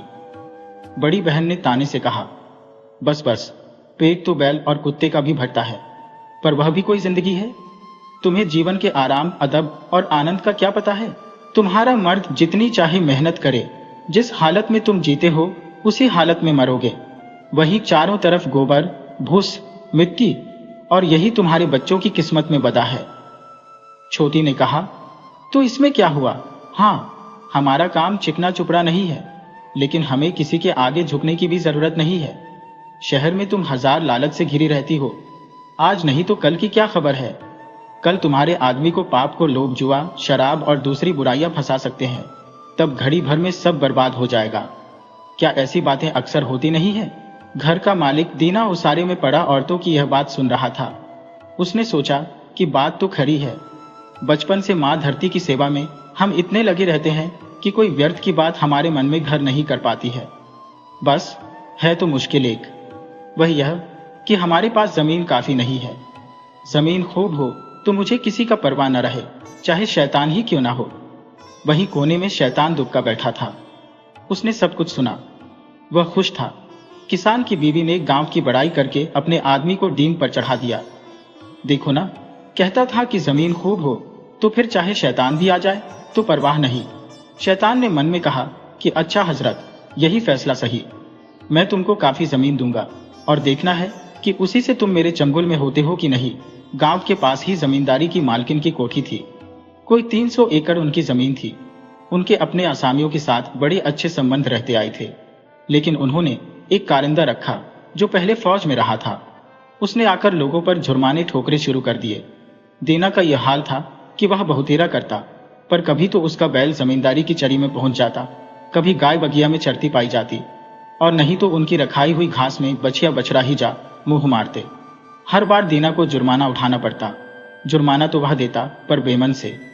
वह कुनमुनाता और चिढ़ा हुआ सा घर पहुंचता और अपनी सारी चिढ़ घर में उतारता। पूरे मौसम कारिंदे की वजह से उसे ऐसा त्रास भुगतना पड़ा। अगले झाड़ों में गांव में खबर हुई कि मालकिन अपनी जमीन बेच रही है और मुंशी इकराम अली से सौदे की बातचीत चल रही है। किसाने सुनकर चौंकते हुए।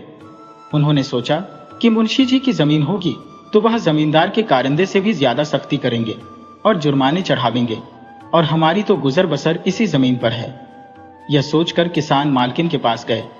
कहा कि मुंशी जी को जमीन न दीजिए, हम उससे बढ़ती कीमत पर लेने को तैयार हैं। मालकिन राजी हो गई। तब किसानों ने कोशिश की कि मिलकर गांव पंचायत की तरफ से वह सब जमीन पर जासे, ताकि वह सभी की बनी रहे। 2 बार इस पर विचार करने को पंचायत जुड़ी, पर फैसला न हुआ। असल में शैतान की सब करतूत थी। उसने उनके बीच फूट डाल दी थी। बस तब वे मिलकर किसी एक मत पर आ ही नहीं से। तय हुआ कि अलग अलग करके ही वह जमीन ले ली जाए, हर कोई अपने बित्ते के हिसाब से ले। मालकिन पहले की तरह इस बात पर भी राजी हो गई। इतने में दीना को मालूम हुआ कि एक पड़ोसी इकट्ठी 50 एकड़ जमीन ले रहा है और जमींदारिन राजी हो गई है कि आधा रुपया अभी नकद ले लें, बाकी साल भर बाद चुकता हो जाएगा। दीना ने अपनी स्त्री से कहा कि और जने जमीन खरीद रहे हैं, हमें भी 20 या इतने एकड़ जमीन ले लेनी चाहिए। जीना वैसे भार हो रहा है और वह कारिंदा जुर्माने पर जुर्माने करके हमें बर्बाद ही कर देगा। उन दोनों ने मिलकर विचार किया कि किस तरकीब से जमीन खरीदी जाए। 100 कलदार तो उनके पास बचे हुए रखे थे। एक उन्होंने उम्र पर आया अपना बछड़ा बेच डाला, कुछ माल बंधक रखा, अपने बड़े बेटे को मजदूरी पर चढ़ाकर उसकी नौकरी के मद्दे कुछ रुपया पेशगी ले लिया। बाकी बचा अपनी स्त्री के भाई से उधार ले लिया। इस तरह कोई आधी रकम उन्होंने इकट्ठी कर ली। इतना करे दीना ने एक 40 एकड़ जमीन का टुकड़ा पसंद किया, जिसमें कुछ हिस्से में दरख्त भी खड़े थे। मालकिन के पास उसका सौदा करने पहुंचा। सौदा पट गया और वही के वही नकद उसने साई दे दी। फिर कस्बे में जाकर लिखा पढ़ी पक्की कर ली। अब दीना के पास अपनी निजी जमीन थी। उसने बीज खरीदा और इसी अपनी जमीन पर बोया। इस तरह वह अब खुद जमींदार हो गया। इस तरह दीना काफी खुशहाल था। उसके संतोष में कोई कमी न रहती। अगर बस पड़ोसियों की तरफ से उसे पूरा चैन मिल सकता। कभी कभी उसे खेतों पर पड़ोसियों के मवेशी आचरते। दीना ने बहुत विनय के साथ समझाया, लेकिन कुछ फर्क नहीं हुआ। उसके बाद और तो और घोसी छोकरे गांव की गायों को दिन दहाड़े उसकी जमीन में छोड़ देने लगे। रात को बैल खेतों का नुकसान करते। दीना ने उनको बार बार निकलवाया और बार बार उसने उनके मालिकों को माफ किया। एक अरसे तक वह धीरज रखे रहा और किसी के खिलाफ कार्रवाई नहीं की। लेकिन कब तक, आखिर उसका धीरज टूट गया और उसने अदालत में दरख्वास्त दी। मन में जानता तो था कि मुसीबत की वजह असली यह है कि और लोगों के पास जमीन की कमी है। जानबूझकर दीना की सताने की मंशा किसी की नहीं है। लेकिन उसने सोचा कि इस तरह मैं नरमी दिखाता जाऊंगा तो वे लोग शह पाते जाएंगे और मेरे पास जितना है सब बर्बाद कर देंगे। नहीं, उनको एक सबक सिखाना चाहिए। सो उसने ठान ली। एक सबक दिया, दूसरा। नतीजा यह कि 2-3 किसानों पर अदालत से जुर्माना हो गया। इस पर तो पास पड़ोस के लोग दीना से कीना रखने लगे। अब कभी कभी जानबूझकर भी तंग करने के लिए अपने मवेशी उसके खेतों में छोड़ देते। एक आदमी गया और उसे जरूरत अगर घर में ईंधन की थी तो उसने रात में जाकर 7 पूरे शीशम के दरख्त काट गिराए। दीना ने सवेरे घूमते हुए देखा कि पेड़ कटे हुए पड़े हैं। वे धरती से सटे हैं और उनकी जगह खड़े ठूंठ मानो दीना को चिढ़ा रहे हैं। देखकर उसको तैश आ गया। उसने सोचा कि अगर दुष्ट ने एक यहाँ का तो दूसरा दूर का पेड़ काटा होता तो भी गनीमत थी। लेकिन कमबख्त ने आसपास के सब पेड़ काटकर बगिया को वीरान करे दिया। पता लगे तो खबर लिए बिना न छोड़ो। उसने जानने के लिए सिर खुजलाया कि यह करतूत किसकी हो सकती है। आखिर तय किया कि हो न हो यह धुन्नो होगा और कोई ऐसा नहीं कर सकता। यह सोच धुन्नो की तरफ गया कि शायद कुछ सबूत मिल जाए, लेकिन वहां कुछ चोरी का सबूत मिला नहीं और आपस में कहासुनी और तेजा तेजी के सिवा कुछ नतीजा न निकला। तो भी उसे मने में पक्का विश्वास हो गया कि धुन्नो ने यह किया है और जाकर रपट लिखा दी। धुन्नो की पेशी हुई, मामला चला। एक अदालत से दूसरी अदालत हुई। आखिर में धुन्नो बरी हो गया क्योंकि कोई सबूत और गवाह ही नहीं थे। दीना इस बात पर और भी झल्ला उठा और अपना गुस्सा मजिस्ट्रेट पर उतारने लगा। इस तरह दीना का अपने पड़ोसियों और अफसरों से मनमुटाव होने लगा। यहाँ तक कि उसे घर में भी आग लगाने की बातें सुनी जाने लगी। हालांकि दीना के पास अब जमीन ज्यादा थी और जमींदारों में उसी गिनती थी, पर गांव में और पेचों में पहला सा उसका मान न रह गया था। इसी बीच अफवाह उड़ी कि कुछ लोग गांव छोड़कर कहीं जो रहे हैं। दीना ने सोचा कि मुझे तो अपनी जमीन छोड़ने की जरूरत है ही नहीं, लेकिन और कुछ लोग अगर गांव छोड़ेंगे तो चलो गांव में भीड़ ही कम होगी। मैं उनकी जमीन खुद ले लूंगा, तब ज्यादा ठीक रहेगा। अब तो जमीन की कुछ तंगी मालूम होती है। एक दिन दीना घर के उसारे में बैठा हुआ था कि एक परदेसी सा किसान उधर से गुजरता हुआ उसके घर उतरा। वह वहां रात भर ठहरा और खाना भी वहीं खाया। दीना ने उससे बातचीत की कि भाई कहां से आ रहे हो। उसने कहा, दरिया सतलज के पास से आ रहा हूं, वहां बहुत काम है। फिर एक में से दूसरी बात निकली और आदमी ने बताया कि उस तरफ नई बस्ती बस रही है। उसे अपने गांव के कई और लोग वहां पहुंचे हैं। वे सोसाइटी में शामिल हो गए हैं और हरेक को 20 एकड़ जमीन मुफ्त मिली है। जमीन ऐसी उम्दा है कि उस पर गेहूं की पहली फसल जो हुई तो आदमी से ऊंची उसी बालें गई और इतनी घनी कि दरांत के एक काट में एक पोला बन जाए। एक आदमी के पास खाने को दाने न थे, खाली हाथ वहां पहुंचा। अब उसके पास 2 गाय, 6 बैल और भरा खलिहान अलग। दीना के मन में भी अभिलाषा पैदा हुई। उसने सोचा कि मैं यहां तंग संकरी सी जगह में पड़ा क्या कर रहा हूं, जबकि दूसरी जगह मौका खुला पड़ा है। यहाँ की जमीन घर बार बेच बाच कर नकदी बना वहीं क्यों न पहुंचूं और नए सिरे से शुरू करके देखूं। यहाँ लोगों की गिचपिट हुई जाती है, उससे दिक्कत होती है और तरक्की रुकती है, लेकिन पहले खुद जाकर मालूम कर आना चाहिए कि क्या बात है। सो बरसात के बाद तैयारी करे वह चल दिया। पहले रेल में गया, फिर सैकड़ों मील बैलगाड़ी पर और पैदल सफर करता हुआ सतलज के पार वाली जगह पर पहुंचा। वहां देखा कि जो उस आदमी ने कहा था सब सच है। सबके पास खूब जमीन है। हर एक को सरकार की तरफ से 20-20 एकड़ जमीन मिली हुई है, या जो चाहे खरीद सकता है। और खूबी यह कि कौड़ियों के मोल जितनी चाहे जमीन और भी ले सकता है। सब जरूरी बातें मालूम करे दीना जारों से पहले पहल घर लौट आया। आकर देश छोड़ने की बात सोचने लगा। नफे के साथ उसने सब जमीन बेच डाली। घर, मकान, मवेशी, डंगर सबकी नकदी बना ली और पंचायत से इस्तीफा दे दिया और सारे कुनबे को साथ ले सतलज पार के लिए रवाना हो गया। दीना परिवार के साथ उस जगह पहुंच गया। जाते ही एक बड़े गांव की पंचायत में शामिल होने की अर्जी दी। पंचों की उसने खूब खातिर की और दावतें दी। जमीन का पट्टा उसे सहज मिल गया।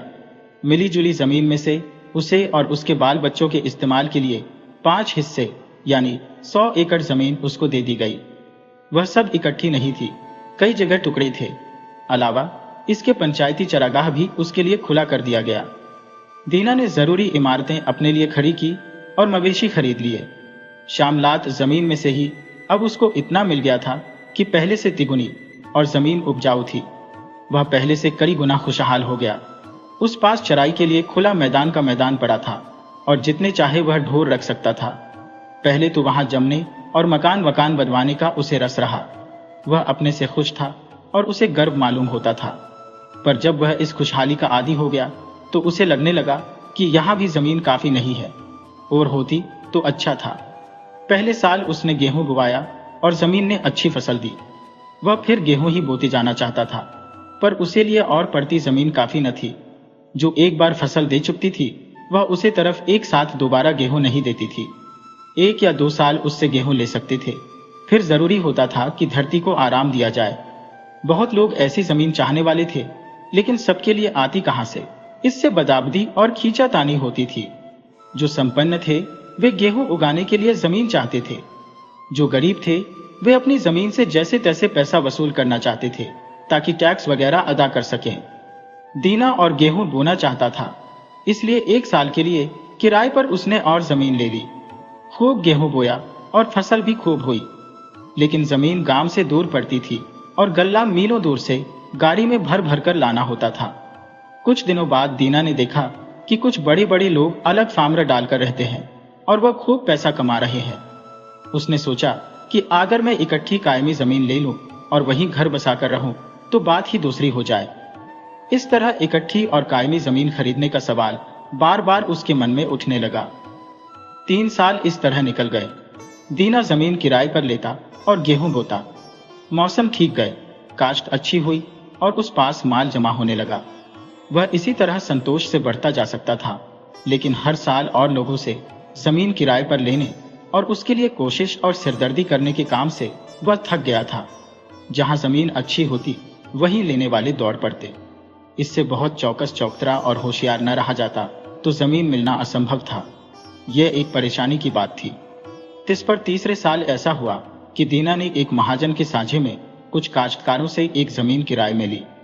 जमीन घोड़कर तैयार हो चुकी थी कि कुछ आपस में तनातनी हो गई और किसान लोग झगड़ा लेकर अदालत पहुंचे। अदालतें से फिर मामला बिगड़ गया और की कराई मेहनत बेकार गई। दीना ने सोचा कि अगर कहीं जमीन मेरी कायमी मिल्कियत की होती तो मैं आजाद होता और क्यों यह बछड़ा बनता और बखेर बढ़ता। उस दिन से वह जमीन के लिए निगाह रखने लगा। आखिर एक किसान मिला जिसने 1000 जमीन खरीदी थी, लेकिन पीछे उसकी हालत संभल न सकी। अब मुसीबत में पड़कर वह उसे सस्ती देने को तैयार था। दीना ने बात उससे चलाई और सौदा करना शुरू किया। आदमी मुसीबत में था, इससे दीना भावदर में कमी करने लगा। आखिर कीमत 1000 रुपये तय पाई। कुछ नगद दे दिया जाए, बाकी फिर। सौदा पक्का हो गया था कि एक सौदागर अपने घोड़े के दाने पानी के लिए उसे घर के आगे ठहरा। उससे दीना की बातचीत जो हुई तो सौदागर ने कहा कि मैं नर्मदा नदी के उस पार से चला आ रहा हूं। वहां 1500 एकड़ उम्दा जमीन कुल 500 रुपए में मैंने खरीदी थी। सुनकर दीना ने उससे और सवाल पूछे। सौदागर ने कहा, बात यह है कि अफसर चौधरी से मेल मुलाकात करने का हुनर चाहिए। 100 से ज्यादा रुपए तो मैंने रेशमी कपड़े और गलीचे देने में खर्च किए होंगे। फिर शराब, फल मेवों की डालियां, चाय सेट वगैरह के उपहार अलग। नतीजा यह कि फी एकड़ मुझे जमीन आनों के भाव पड़ गई। कहकर सौदागर ने अपने दस्तावेज सब दीना के सामने कर दिए। फिर कहा, जमीन ऐन नदी के किनारे है और सारे का सारा कित्ता इकट्ठा है। उपजाऊ इतना कि क्या पूछो। दीना ने इस पर उत्सुकता पूर्वक सौदागर से सवाल पर सवाल किए। उसने बताया, वहां इतनी जमीन है, इतनी कि तुम महीनों चलो तो पूरी ना हो। वहां के लोग ऐसे सीधे हैं जैसे भेड़ और जमीन समझो, मुफ्त के भाव ले सकते हो। दीना ने सोचा, ये ठीक रहेगा। भला मैं अब 1000 एकड़ के लिए 1000 रुपया क्यों फंसाऊं। अगर वहां जाकर इतना रुपया जमीन में लगाऊं तो यहाँ से कई गुनी ज्यादा जमीन मुझे पड़ जाएगी। दीना ने पूछताछ की कि उस जगह कैसे जाया जाए। सौदागर ने सब बतला दिया। वह चला गया तो दीना ने भी अपनी तैयारी शुरू की। बीवी को कहा कि घर देखना भालना और खुद एक आदमी साथ ले यात्रा को निकल पड़ा। रास्ते में एक शहर में ठहर कर वहां से चाय के डब्बे, शराब और इसी तरह और उपहार की चीजें जो सौदागर ने बताई थी ले ली। फिर दोनों बढ़ते गए। चलते चलते आखिर 7वें रोज वहां पहुंचे जहां से कोर लोगों की बस्ती शुरू होती थी।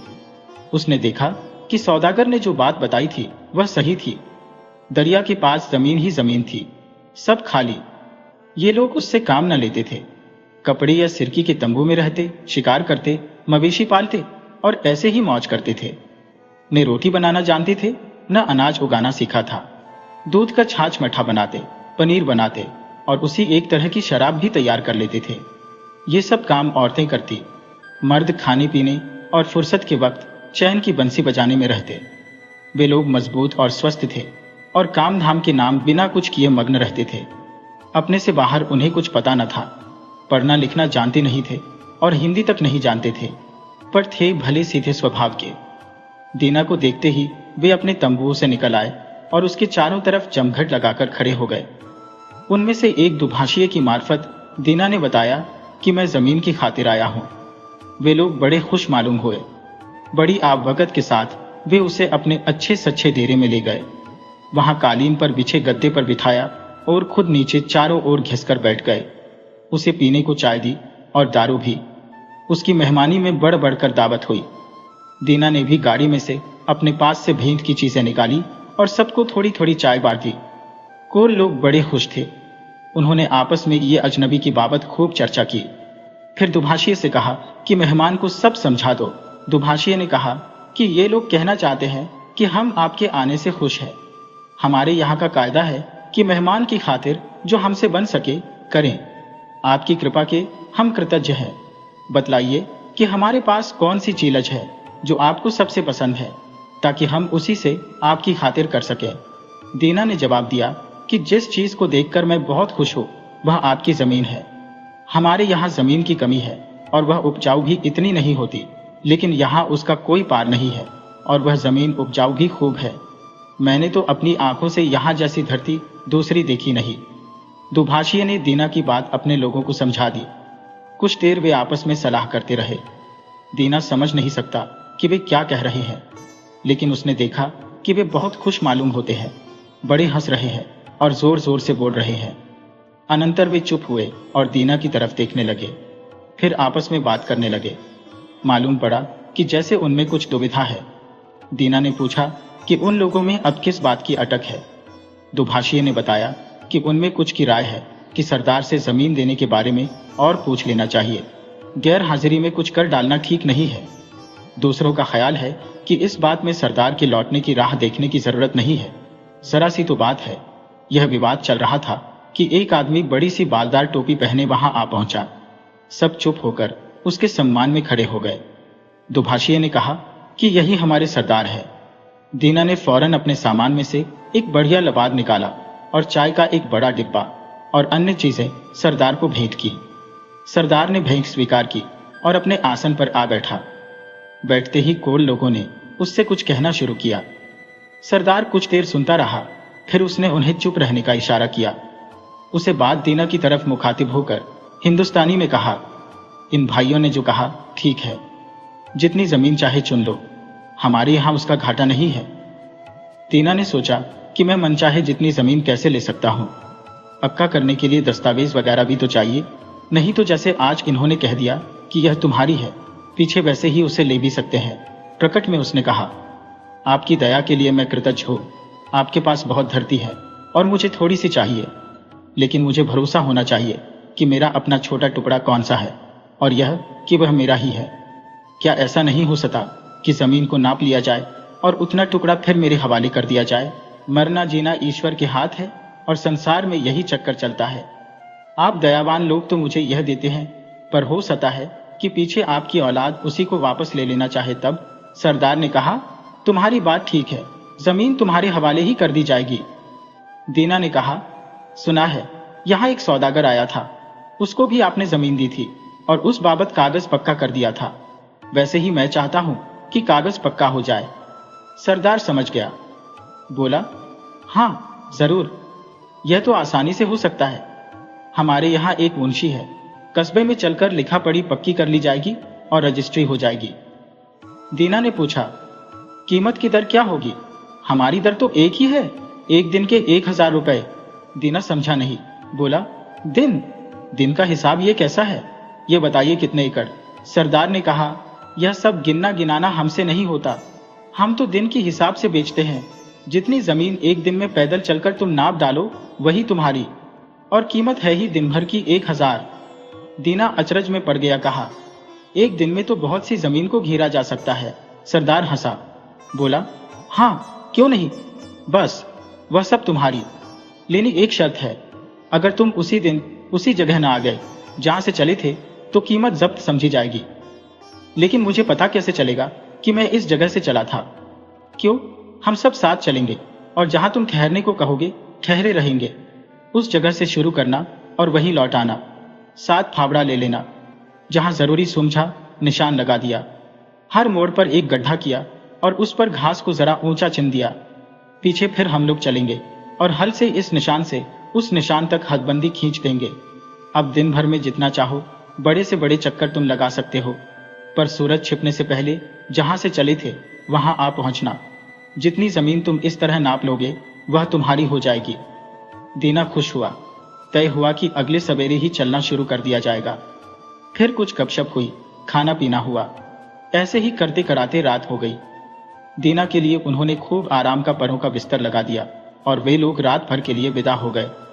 कह गए कि पाँव फटने से पहले ही वे आ जाएंगे ताकि सूरज निकलने से पहले पहले मुकाम पर पहुंच जाया जाए।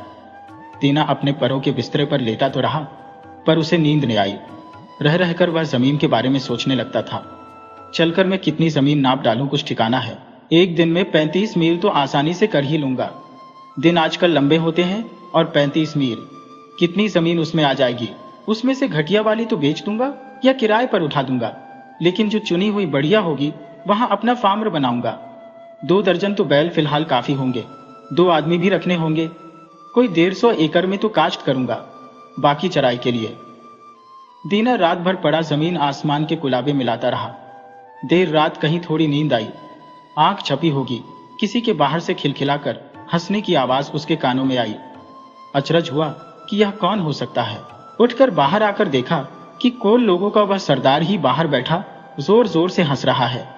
हंसी के मारे अपना पेट पकड़ रखा है। पास जाकर दीना ने पूछना चाहा, आप ऐसे हंस क्यों रहे हैं? लेकिन अभी पूछ पाया नहीं था कि देखता क्या है कि वहां सरदार तो है नहीं, बल्कि वह सौदागर बैठा है जो अभी कुछ दिन पहले उसे अपने देश में मिला था और जिसने इस जमीन की बात बताई थी। तब दीना उससे पूछने को हुआ कि यहाँ तुम कैसे हो और कब आए, लेकिन देखा तो वह सौदागर भी नहीं, बल्कि वही पुराना किसान है जिसने मुद्दत हुई तब सतलज पार की जमीन का पता दिया था। लेकिन फिर जो देखता है तो वह किसान भी नहीं है, बल्कि खुद शैतान है जिसके खुर है और सींग है। वही वहां बैठा ठट्टा मारकर हंस रहा है। सामने उसके एक आदमी पड़ा हुआ है, नंगे पैर, बदन पर बस एक कुर्ता धोती। जमीन पर वह आदमी औंधे मुंह बेहाल पड़ा है। दीना ने सपने में ही ध्यान से देखा कि ऐसा पड़ा हुआ आदमी कौन है और कैसा।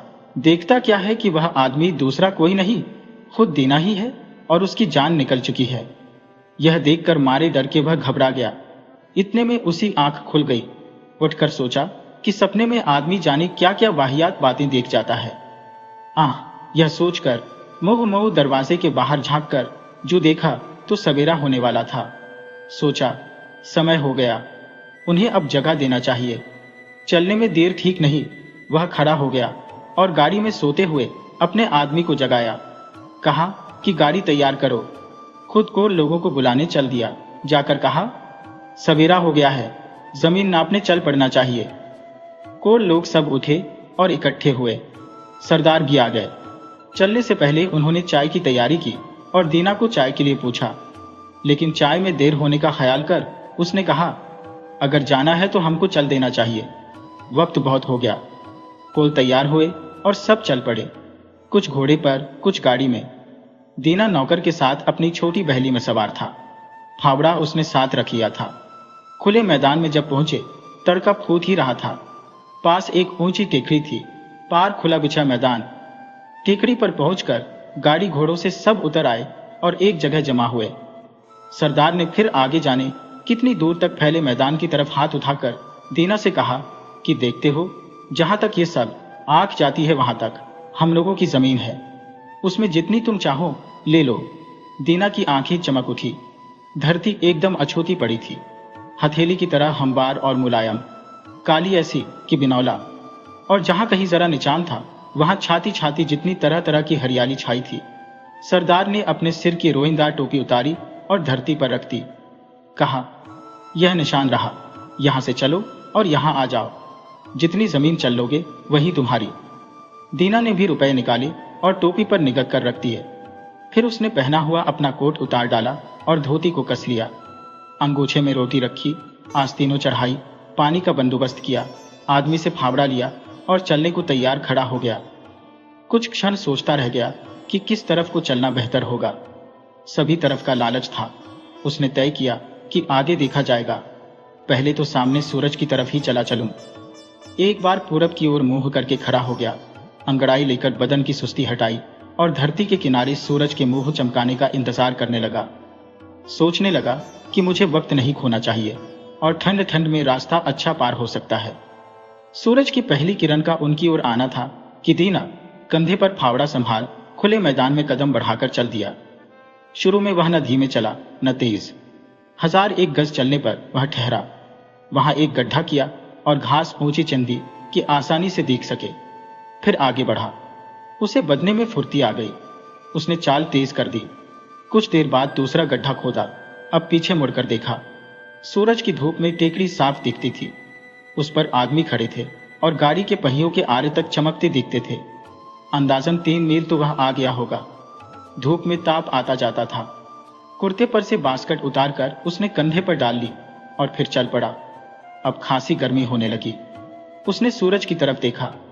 वक्त हो गया था कि कुछ खाने पीने की भी सोची जाती। एक पहर तो बीत गया, लेकिन दिन में 4 पहर होते हैं। हाँ, अभी जल्दी है, लेकिन जूते उतार डालूं। यह सोच उसने जूते उतारकर अपनी धोती में खोस लिए और बढ़ चला। अब चलना आसान था। सोचा, अभी 3 मील तो और भी चला चलूं, तब दूसरी दिशा लूंगा। कैसी उम्दा जगह है, इसे हाथ से जाने देना हिमाकत है। लेकिन क्या अजब बात है कि जितना आगे बढ़ो उतनी जमीन एक से एक बढ़कर मिलती है। कुछ देर वह सीधा बढ़ा चला, फिर पीछे मुड़कर देखा तो टेकड़ी मुश्किल से दिख पड़ती थी और उस पर के आदमी रेंगती छींती से मालूम होते थे और वहां धूप में जाने क्या कुछ चलता हुआ सा दिख पड़ता था। दीना ने सोचा, ओह, मैं इधर काफी बढ़ आया हूं, अब लौटना चाहिए। पसीना बेहद आ रहा था और प्यास भी लगाई थी। यहां ठहरकर उसने गड्ढा किया, ऊपर घास को ढेर चन दिया। उसके बाद पानी पीकर सीधा बाईं तरफ मुड़ गया। चलता चला गया, चलता चला गया। घास ऊंची थी और गर्मी बढ़ रही थी। वह थकने लगा। उसने सूरज की तरफ देखा। सिर पर दोपहर हो आई थी। सोचा, अब जरा आराम कर लेना चाहिए। वह बैठ गया, रोटी निकालकर खाई और कुछ पानी पिया। लेटा नहीं कि कहीं नींद ना आ जाए। इस तरह कुछ देर बैठ फिर आगे बढ़ चला। पहले तो चलना आसान हुआ। खाने से उसमें दम आ गया था, लेकिन गर्मी तीखी हो चली और आंखों में उसके ऊँघ सी आने लगी। तो भी वह चलता ही चला गया। सोचा कि तकलीफ घड़ी दो घड़ी की है, आराम जिंदगी भर का हो जाएगा। इस तरह भी उसने काफी लंबी राह नापी। वह बाईं तरफ मुड़ने वाला ही था कि आगे जमीन उपजाऊ दिखाई दी। उसने सोचा कि इस टुकड़ी को छोड़ना तो मूर्खता होगी। यहाँ सनी की बाड़ी ऐसी उगेगी कि क्या कहना। यह सोच उसने उस टुकड़े को भी नाप डाला और पार आकर गड्ढे का निशान बना दिया। फिर दूसरी तरफ मुड़ा। जो टेकरी की तरफ देखा तो ताप के मारे हवा कांपती सी मालूम हुई। उस कंपकंपी के धुंधकारे में से वह टेकरी की जगह मुश्किल से चिन्ह पड़ती थी। दीना ने सोचा कि क्षेत्र की ये 2 भुजाएं मैंने नाप डाली है, अब इधर कुछ कम ही रहने दो। वह तेज कदमों से तीसरी तरफ बढ़ा। उसने सूरज को देखा। सूरज कोई 2/3 अपना चक्कर काट चुका था। मुकाम से अभी वह 10 मील दूर था। उसने सोचा कि छोड़ा जाने भी दो। मेरी जमीन की एक बाजू छोटी रह जाएगी तो छोटी सही, लेकिन अब सीधी लकीर में मुझे वापस चलना चाहिए, जो ऐसे कहीं दूर निकल गया। तो बाजी गई। अरे इतनी ही जमीन क्या थोड़ी है, ये सोच दीना ने वहां तीसरे गड्ढे का निशान डाल दिया और टेकड़ी की तरफ मुंह कर ठीक उसी सीध में चल दिया। नाक की सीध बांधकर सभा टेकड़ी की तरफ चला, लेकिन अब चलते मुश्किल होती थी। धूम उसका सत ले चुकी थी। नंगे पैर जगह जगह कट और छिल गए थे और टांगें जवाब दे रही थी। जरा आराम करने का उसका जी हुआ, लेकिन यह कैसे हो सकता था। सूरज छिपने से पहले उसे वहां पहुंच जाना था। सूरज किसी की बाट देखता बैठा नहीं रहता, वह पल पल नीचे ढल रहा था। उसके मन में सोच होने लगा कि मुझसे बड़ी भूल हुई। मैंने इतने पैर पसारे क्यों? अगर कहीं वक्त तक न पहुंचा तो? उसने फिर टेकड़ी की तरफ देखा, फिर सूरज की तरफ। मुकाम से अभी वह दूर था और सूरज धरती के पास झुक रहा था। दीना जी तोड़ चलने लगा। चलने में सांस फूलती और कठिनाई होती थी, लेकिन तेज पर तेज कदम वह रखता गया। बढ़ा चला, लेकिन जगह अब भी दूर बनी थी। ये देख उसने भागना शुरू किया। कंधे से बास्केट फेंक दी, जूते दूर हटाए, टोपी अलग की। बस साथ में निशान लगाने के लिए वह हल्का फावड़ा रहने दिया। रह रहकर सोच होता कि मैं क्या करूं। मैंने बिसात से बाहर चीज हथियानी चाहिए, उसमें बना काम बिगड़ा जा रहा है। अब सूरज छिपने से पहले मैं वहां कैसे पहुंचूंगा? इस सोच और डर के कारण वह और हाँफने लगा। वह पसीना पसीना हो रहा था, धोती गीली होकर चिपकी जा रही थी और मुंह सूख गया था, लेकिन फिर भी वह भागता ही जाता था। छाती उसकी लोहार की धौंकने की तरह चल उठी। दिल भीतर हथौड़े की चोट सा धड़कने लगा। उधर टांगे बेबस हुई जा रही थी। दीना को डर हुआ कि इस थकान के मारे कहीं गिरकर ढेर ही ना हो जाए। हाल यह था, पर रुक वह नहीं सका। इतना भागकर भी अगर मैं जब रुकूंगा तो वे सब लोग मुझ पर हंसेंगे और बेवकूफ बनाएंगे। इसलिए उसने दौड़ना न छोड़ा, दौड़े ही गया। आगे कोल लोगों की आवाज सुन पड़ती थी। वे उसको जोर जोर से कहकर बुला रहे थे।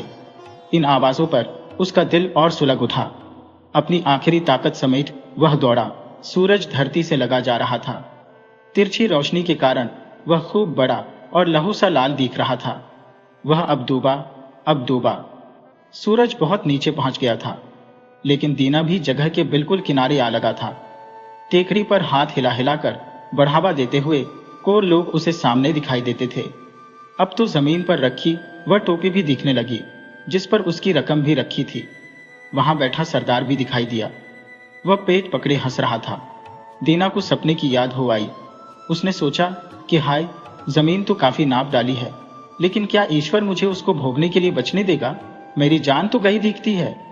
मैं मुकाम तक अब नहीं पहुंच सकूंगा। दीना ने हसरत भरी निगाह से सूरज की तरफ देखा। सूरज धरती को छू चुका था। वह बची खुची अपनी शक्ति से आगे बढ़ा। कमर झुकाकर भागा, जैसे कि टांगें साथ न देती हों। टेकड़ी पर पहुंचते पहुंचते अंधेरा हो आया था। उसने ऊपर देखा, सूरज छिप चुका था। उसके मुंह से एक चीख सी निकल गई। ओह, मेरी सारी मेहनत व्यर्थ गई।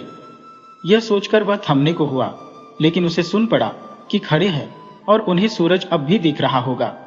सूरज छिपा नहीं है, अगरचे मुझको नहीं दिखता। यह सोचकर उसने लंबी सांस खींची और टेकड़ी पर आंख मूंदकर दौड़ा। छोटी पर अभी धूप थी। पास पहुंचा और सामने टोपी देखी। बराबर सरदार बैठा, वही पेट पकड़े हंस रहा था। दीना को फिर अपना सपना याद आया और उसके मुंह से चीख निकल पड़ी। टांगों ने जवाब दे दिया। वह मुंह के बल आगे को गिरा और उसके हाथ टोपी तक जा पहुंचे। खूब खूब, सरदार ने कहा। देखो, उसने कितनी जमीन ले डाली। दीना का नौकर दौड़ा आया और उसने मालिक को उठाना चाहा, लेकिन देखता क्या है कि मालिक के मुंह से खून निकल रहा है। दीना मर चुका था। कोल लोग दया से और व्यंग्य से हंसने लगे। नौकर ने फावड़ा लिया और दीना के लिए कब्र खोदी और उसमें लिटा दिया। सिर से पांव तक कुल 2 गज 6 फुट जमीन उसे काफी हुई। वीडियो अच्छी लगे हो तो इसे लाइक करें और ऐसी ही मज़ेदार कहानियों के लिए चैनल को सब्सक्राइब करें और बेल आइकन दबाएं। ज़्यादा से ज़्यादा अपने दोस्तों को शेयर करें। धन्यवाद।